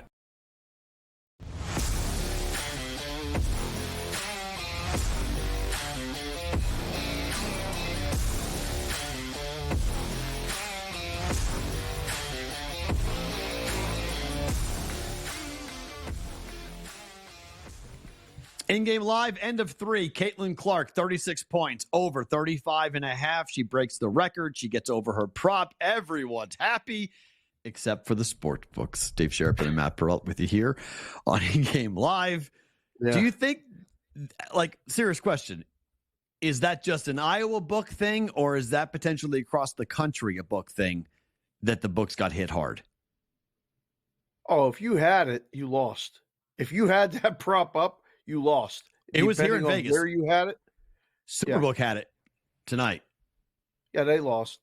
They don't have to set up the stanchions to get to the window to cash here at the Superbook. But in Iowa tonight at one of the books, it might have to be a cash out only window. All the Caitlin Clark tickets come over here and maybe let me get a fill because I got to pay everybody. Yeah, that would be one of those ones. Listen, that's part of the business. You put up a number and you take a shot and you get all one-sided action. You have a decision. You have a decision made for you. It wasn't like they moved the number to 38.5, which she's going to get over that anyway. She has 38 now. Okay. So does she get 50? She's not getting 50. Well, it's 81-60 as they go to the fourth. So the question is going to be whether they're going to leave her in. Lisa Bluter, right, head coach of Iowa, whether she's going to leave her in. No. How long will she be in for the fourth quarter? If this game gets away, 25, 30 points, do they yank Caitlin or do they leave her in there because of the people who are in the crowd watching the game?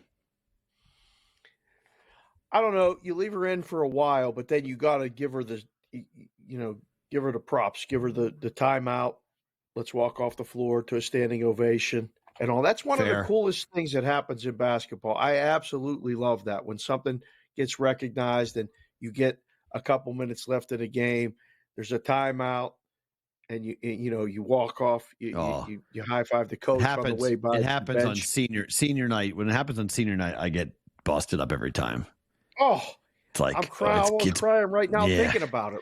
For guys, it's heartbreaking. That really, it's special brutal. Players who had really great runs and their careers are over and they're probably not going to play in the NBA. And they walk off the court to the hug of the coach and they go right into the coach's chest. Oh, that's like, dang. Those are tough ones. You think about guys that you watched. It's hard to get attached when they're only there a year or two now, but back when we were in college, I mean, guys were there 4 years. That's a big hug on the way out. That was a big, wow, he's be lucky to play in Europe. That's probably the last time he's going to play like this. Yeah, those are special moments.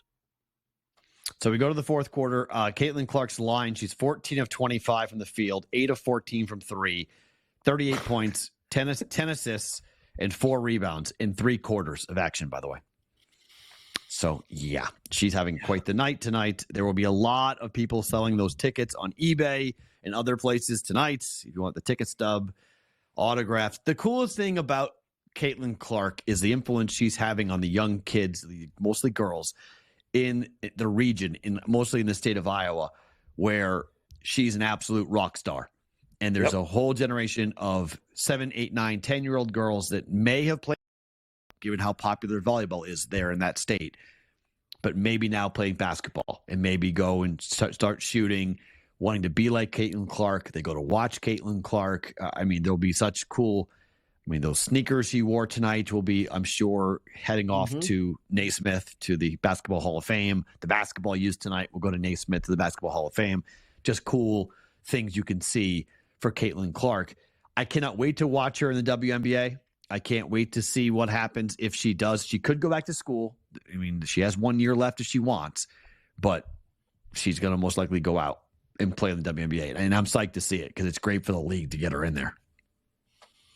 I was making the rounds Super Bowl week, and I saw a guy in the book. His name's Frank. We might have him on our show, Bostonian versus the Book, at some point. He's not a media guy. He just sits in the books and does apps and all kind of things.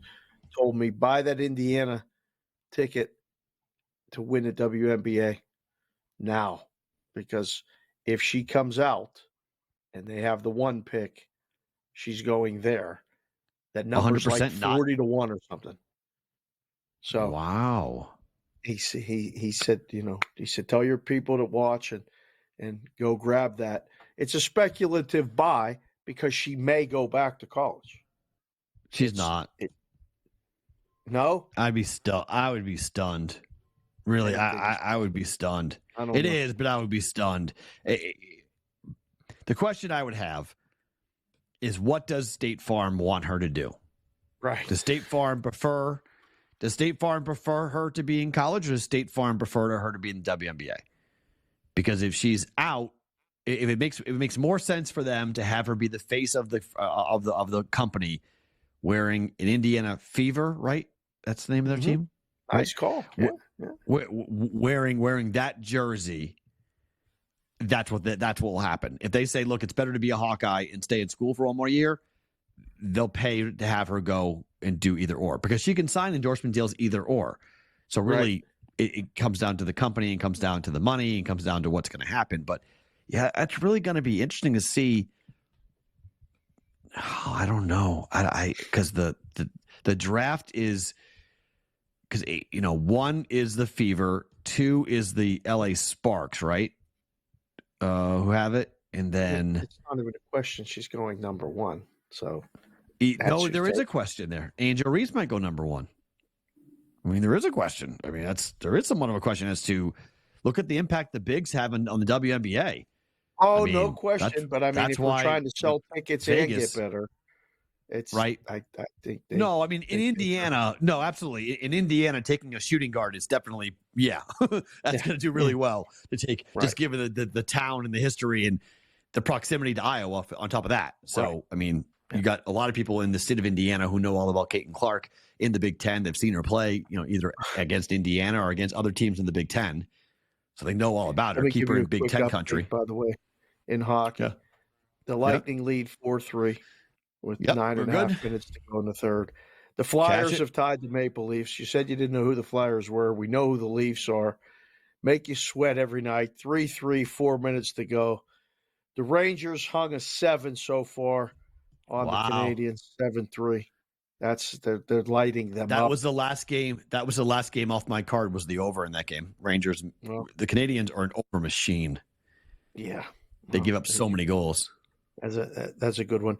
The Kings are going to close out the Devils. There's less than 10 seconds left in that game. They're up 2-1. Kraken 4-1. 4-1 over the Bruins. Final.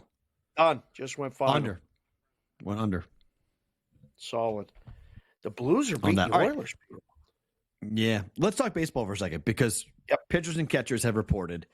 Yes. Shohei Ohtani has done his first press conference in a Dodger uniform. There's a lot of talk. There's a lot of heat, a lot of intention, a lot of interest going into this. Let's just start with the World Series. The Dodgers are the odds-on favorite, obviously. Braves are right behind. Like right behind. Then the Astros, then the Yankees, then the Rangers, then the Orioles. 2 National League teams, then 4 American League teams, and then the Phillies come in. Any value on that board you like? Yeah. Good luck. Any value on that board you like? Oh, I think so. The defending champs are 14-1. 14-1. That's one I think you have to consider. The team that's not the Dodgers or the Braves, I think you have to consider the Phillies, right? Because the problem is they have to beat both. If they don't have to beat both, and but they're going to have to beat both. I don't know. I don't know. We were besmirching the Maple Leafs. Is it not the Orioles, although there's value there, but is it the Blue Jays? Can they have at that price at 20-1? Can that be value? The who? The what? The Toronto what? Blue Jays. Who are you talking about? What are you talking about? What do you mean? What am I talking about? What are you talking about? The Toronto Blue Jays. Good? Yes. Oh my goodness. Are you serious? They're the third best team. Comeback player to you. What? They're the third best team in their own division. World Series championship. What are you talking about? No. Well, how is it? How is there such a big disparity between them and the Yankees? How are the Yankees? Because the Yankees have one ace, a couple of good starters, and a lineup that's going to rake at Yankee Stadium. Juan Soto's going to put up a spot, man. He's going to put up big numbers in that lineup. Garrett Cole and Nasty Nestor is going to get them to the World Series. You could, That's yeah. enough. I mean, it's enough. It's not horrible. It's not great, but it's not horrible. Look, I hate the Yankees. You know this. I don't want to talk positive about the Yankees at all. I hate them. I hate everything about them. But I'm going to give them credit where credit's due. You look at the lineup. You look at the pitching staff. The bullpen's good. Rotation's good enough, and they're going to score 7 runs a game. Well, they have to score more than they scored last year because they could not hit last year. They could not. But Soto changes so much, in my opinion. He's one guy. He's protection. He's a power bat in that big year. Judge is going to have a big year. Huge year. You have to pitch to him. I mean, my goodness. Yeah. MVP. Look at that. First 2 choices are the same team. Soto I think Jack made that board. That can't be. Give me Corey Seager. More to come. In-game live. We'll talk to Cam on the other side.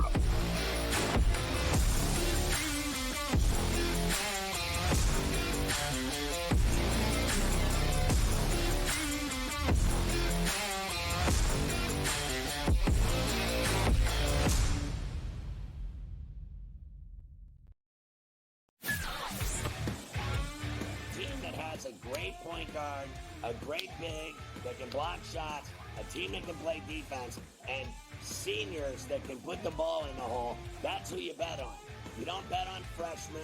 You don't bet on teams that don't play defense. There you go. I mean, you got to run the guy over to call a foul in a tie game in that kind of a spot. That was a bad job by those refs. Perrault Coast to Coast, only on SportsGrid. Another reason why they wanted the deadline is the number is 7. Those are the tradable first-round picks the New York Knicks have. And that could be something to look out for in the future. Does New York back it up and throw a ton of picks to a team like Dallas, maybe in the future, to get Luka Doncic? Betting above the rim, only on SportsGrid. I'm sort of starting to figure out where the Canadian guys play well, bro. Not Hawaii, not California. Give me a Canadian in Ohio, Cam. Give me a Canadian in Michigan. Give me a Canadian at the Waste Management. Good old Charlie Hoffman, the representative of Waste Management, played the best tournament of his life in 8 years and lost in a playoff to the Canadian. It turned out to be like a wicked tournament. Shout out to Nick Taylor, gave BC's finest. Sports Rage Late Night, only on SportsGrid. Your gut says Miami is going to win, and you should take the over. Your gut also said your NFT selfies would only go up in value. They didn't. But your head is on SportsGrid and knows the QB is in concussion protocol. The backup has a 45 QBR against the zone coverage. The New York D has the most sacks in the league. So yeah, trust your head. It's smarter to be on SportsGrid. Anyone that's been to a sporting event, the atmosphere before a game, I think Game Time Decisions has that same exact atmosphere. This is our arena. This is what we do. There is going to be an energy to Game Time Decisions that you will feel night in and night out. The excitement you get when you lock your bets in, when you're figuring out what you want to do, we can zone in on the biggest games each night. I want this to be the place that people come to before the games start so they feel as ready as possible to lock in their cards. We are going to hit every single one of those markets that you need to know about. We're going to go through every single thing, and I've got a great team behind me that's going to help me get the job done. There is not going to be a better place, I promise you, than Game Time Decisions to get that new information, react to it, and be able to then bet accordingly. We will have everything at our disposal, and we will use that to our advantage. I'm Kevin Walsh. Tune into Game Time Decisions from 6 to 8 p.m. Eastern on SportsGrid.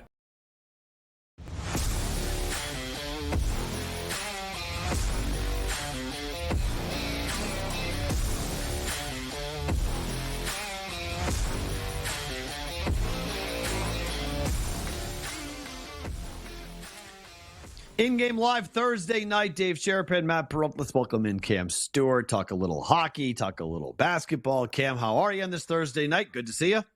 Very good, Matt. I did something very interesting. Last night, I give my golf picks, and then at the end of the show, I was just having a glass of wine. I go, you know what? I listened to Gazoo on my shoulder. He goes, dude, Patrick Cantlay, like this guy loves California golf. So I added him to my first round leaders, and he hit it 28-1. Actually did something smart. So, and you don't have to cut it up because he was the main leader. The worst was when 5 guys tie for the lead. I'm like, thanks. Right. I appreciate it. But that was nice. Great start, too. We got Zalatoris at 55. Lots of guys on the leaderboard. But as I say, and Dave knows the story, I got a lot of Thursday warriors in my life. Can you be a Sunday warrior for a change? That would be great. Literally, me and Carver talked about it. We've had the leader in every golf tournament going into the final round. I think he's won once, and my guy's like second, third. Like, it's a tough sport to crack, buddy. Stick with the basketball and hockey. You don't want to get addicted to golf. It causes a lot of friction and problems, but it's very exciting. Head-to-heads and top tens, I don't mind, though. Yeah. What'd you make of Tiger today? Because a lot of people were betting on Tiger. He looked good on the front. In the back, he kind of fell apart. Does he make the cut? Yes, only because 50 get in, right, Matt, out of 70? And there's a lot of guys, like Adam Schenk played poorly today. Fitzpatrick, I think he's 4 over. So Tiger at 1 over, there's a lot of guys at 1 over. Justin Thomas, his best friend, and a lot of other guys. So all he has to do, if he shoots 1 over tomorrow, he'll probably make the cut because there's a lot of guys, I think, that are going to go backwards. As for watching Tiger, it's just one of those things, and I'll give him credit. The thing is, people are like, they expect miracles. The guy doesn't play golf. He really plays once in a blue moon. He'll practice. He hits the range, but that is nothing. Hey, the Leafs won. Hallelujah, gambler. Wow. Thank you. I had them live when they were down. I was just going to, honest to God, I was going to drive to Mitch Marner's house and have a little chat. Anyway, golf. Tiger Woods. I'll tell you, this guy's going to get better and better. The thing is, guys, that body over time, it's tough. Yeah. Like, he will not compete in U.S. Opens. Too long of a course.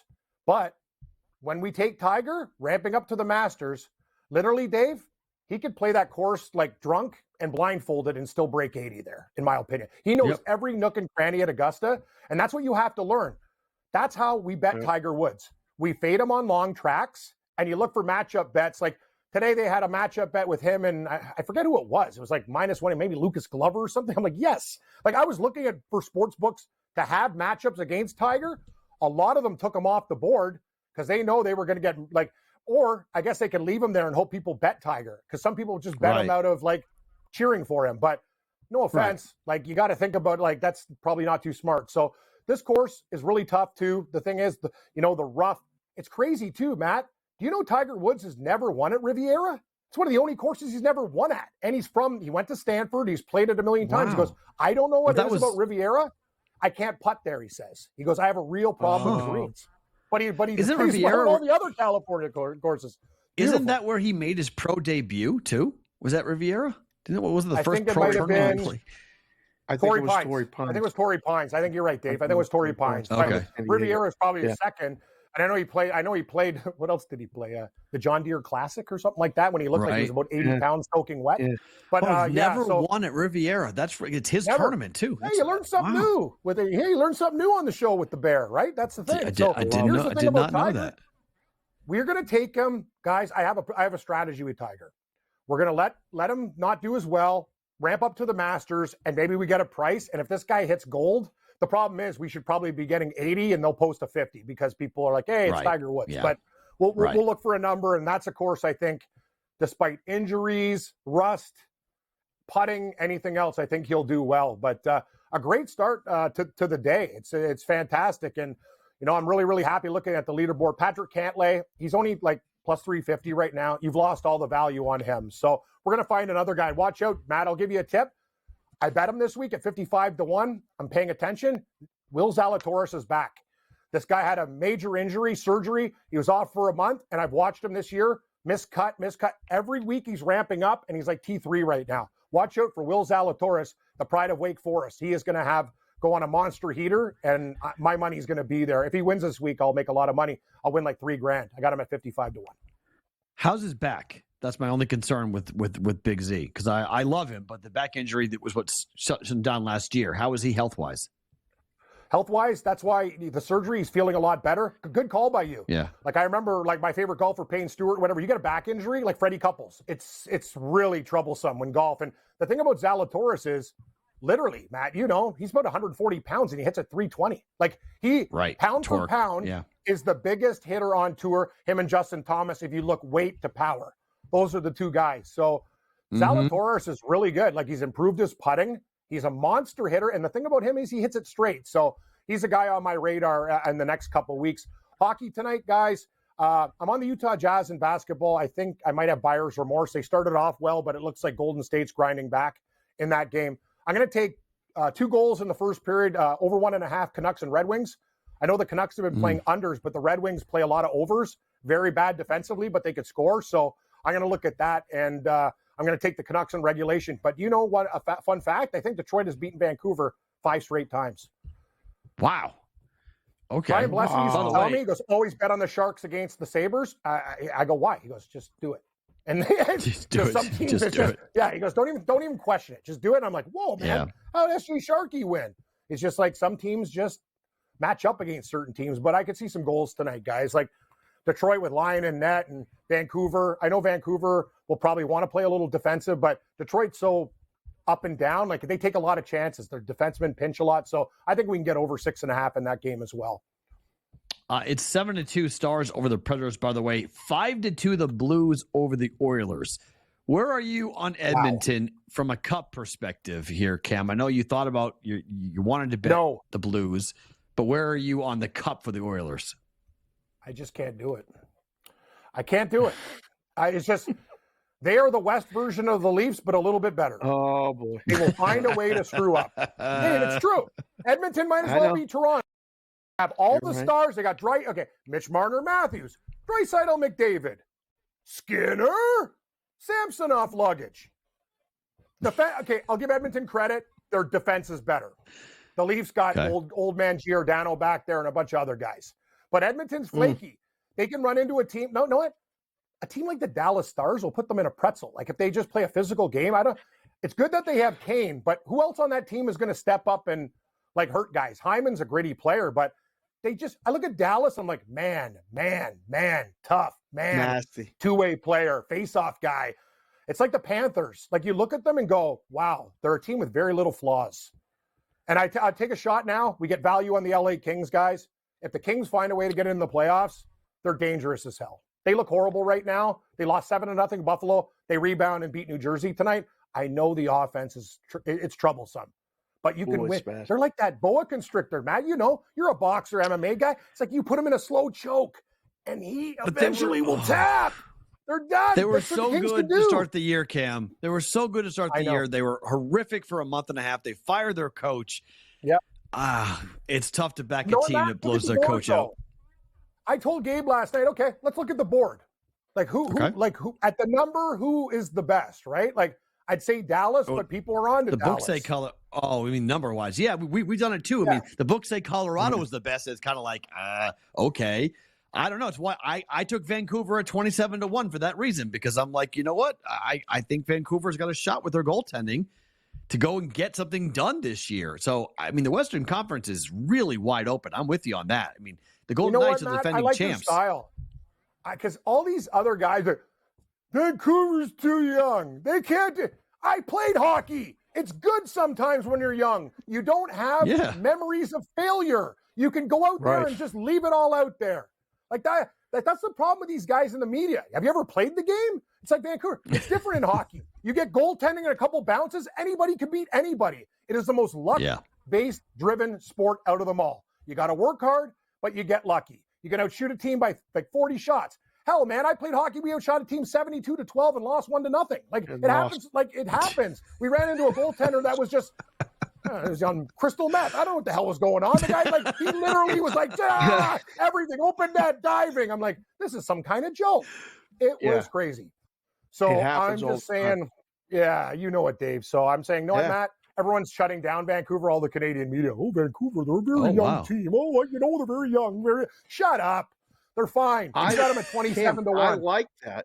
We've talked about that. I like that in that the young team gets more confident when a goalie starts rolling like that. Mm-hmm. And this is why they're still playing the way they have. Demko is playing great. They're getting the goaltending, and a team has belief. And listen to this, guys. April, all they need I can is name 5 belief. American goalies, Dave, that are better than Canadian. Like Team USA, you guys got it is a goalie factory. Yep. We're the French. Me and Gabe talked about our show. We're going through the list. I'm like, who is the best Canadian goalie? I don't know, Carter Hart. He might go to jail. There's no you guys got Ottinger. You got Hellebuck. You got Demko. You got it's like American. I'm like, oh God, man, the USA's got great goaltending. Like absolutely stellar. Like it's good. But I'm with you, Matt. Don't let anybody shake you off that 27-1. That's a great. You know what? No. On Stewart Sportsbook, Vancouver 16-17. Like they're not 27.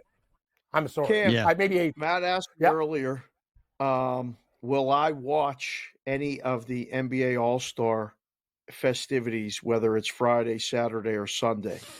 And I said no Friday, yes Saturday, because the three-point shootout and the dunk contest are on. I'll probably pay attention. Sunday, I'm going to pick them. You going to watch any of it this weekend? Yeah. I will watch. I will bet. I'm not going to watch the thing all the way through. Usually my priorities are pretty simple. I wake up on Saturday. I bet college basketball at noon. I slip into golf with my third round bets, ease into the night, watch the Leafs, maybe go and have a couple of cocktails. But you know what I mean? I got to be honest with you, Dave. On my list of priorities, it's probably number 5 out of all the sports. Okay. I'd prefer to watch college basketball, golf, hey man, all-star games to me are kind of you know what I mean? It's running scores. Right. The thing that pisses me off about the NBA too is you want to do a slam dunk competition with the best players instead of having such an ego that you'll be embarrassed. It's just a joke, these guys. Dominique Wilkins, Michael Jordan, remember back in the day, man? That's how you got into it. And now these guys, I don't want to embarrass myself. I might lose in a competition. So we get embarrassed every day. Take your shot. It's weak.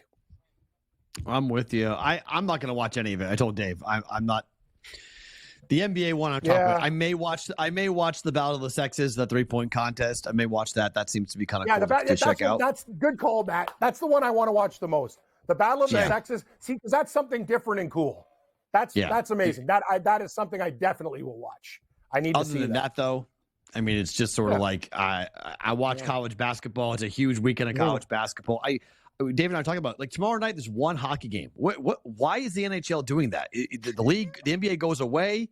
Why not hammer the NHL, make a full slate, and get people to watch hockey? Me and the voice from Morency. Guys, they make their schedule in the strip club and brass rail. I don't know what they're doing. Had 9 scotches, write it on a cocktail napkin. One game? I don't know. You said it, Matt. But the thing about hockey is, I don't think they care. They're just if you're going to like it or not. Hockey fans are pretty loyal, and they're like, screw you. We'll do whatever we want, and you'll still like it. That's kind of what they do. Good stuff. We'll check you out top of the hour with Sports Rage with Morency. Appreciate you being here. Dave and I will come on back to the other side to put a wrap on InGame Live for a Thursday.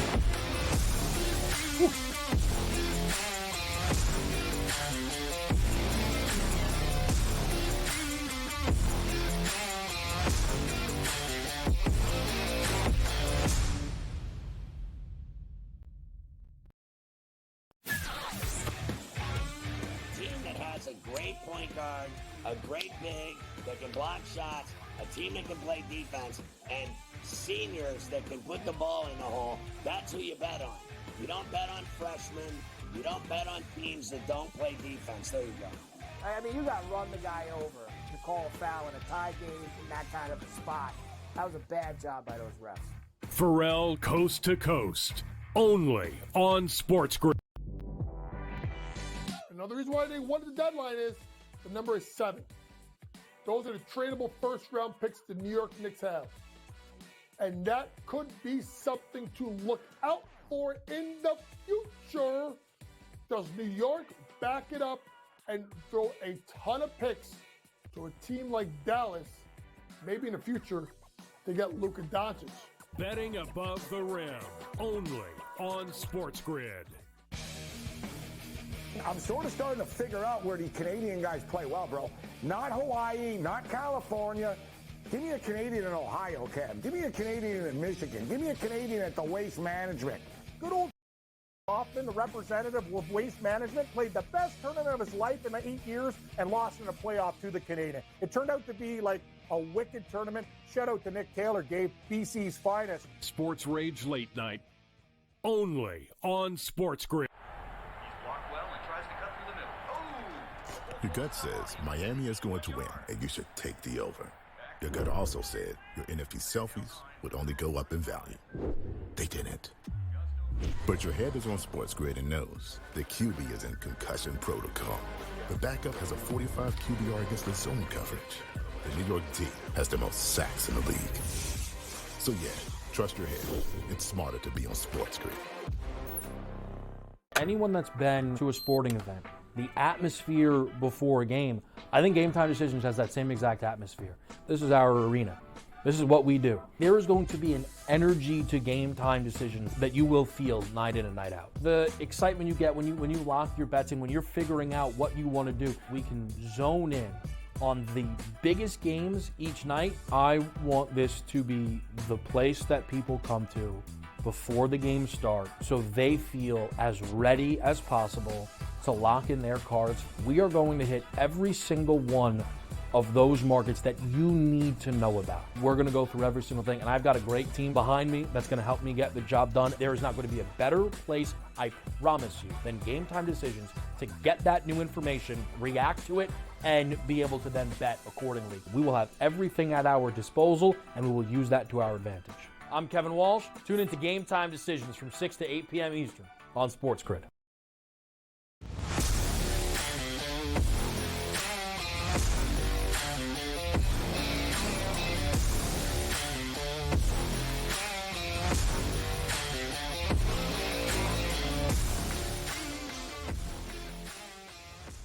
In-game live on a Thursday, Caitlin Clark winds up with 49 points, but Iowa does not cover. Game flies over, but Iowa did not cover the 19.5 point against Michigan line. Caitlin Clark obliterates 35.5, but Dave said it. Put the number at 49.5. She ends up with 49. Not bad. Pretty good call. Not bad. We still got it. We don't have no algorithms. We don't have no nothing. We just got we got little notes and spreadsheets and different things like this. What's the number? 49.5. It falls 49. That would have been fun. It's a hell of a sweat. Now, what does she do for an encore, Perrault? What the hell happens next? She got the scoring record. Did we just move on to the next game, the next city? Like they flew everybody back to Iowa to see this. They're a bet against next game, right? It's a letdown. It's got to be. That's it. It's a letdown. I don't know if I agree with that. No? It's a letdown. The Hawkeye women's basketball team will play coming up. They're 23-3 on the year. They play Indiana. Yeah. Okay. Oh, on the road. On the road. They might be dogs. They might be dogs in that game. Yeah. Yeah. And then they play Illinois at home. Minnesota on the road, and Iowa State to end the year on the 3rd of March, and then they go to the NCAA tournament. So they're running down here, but she's going to play 4 games, Big Ten tournament, sorry. They play 4 games left in the regular season, then the Big Ten tournament, then the NCAA tournaments. She's going to put this record up on a shelf somewhere that's going to be very hard to reach. It's never being touched. That's it. I don't She's going to put it up. Yeah, she's going to put that thing up high. And it's going to be pretty wild to see what ends up happening. So, all right, you guys have Morenti coming up next. Then 50. Go ahead. Purdue? Tee him up. Purdue? Wow. Tee him up. Morenti's up next. Then BVB. Dave and I are back both tomorrow. Also with BVB as well on Friday night. But we got you tomorrow night here for In-Game Live. We'll walk through all the games. We'll go at baseball tomorrow. We'll do some previews of baseball. He's Dave. He's Matt. Purdue going to win outright? Yes? They're down 1. Go Boilermakers! Boiler up! I don't know.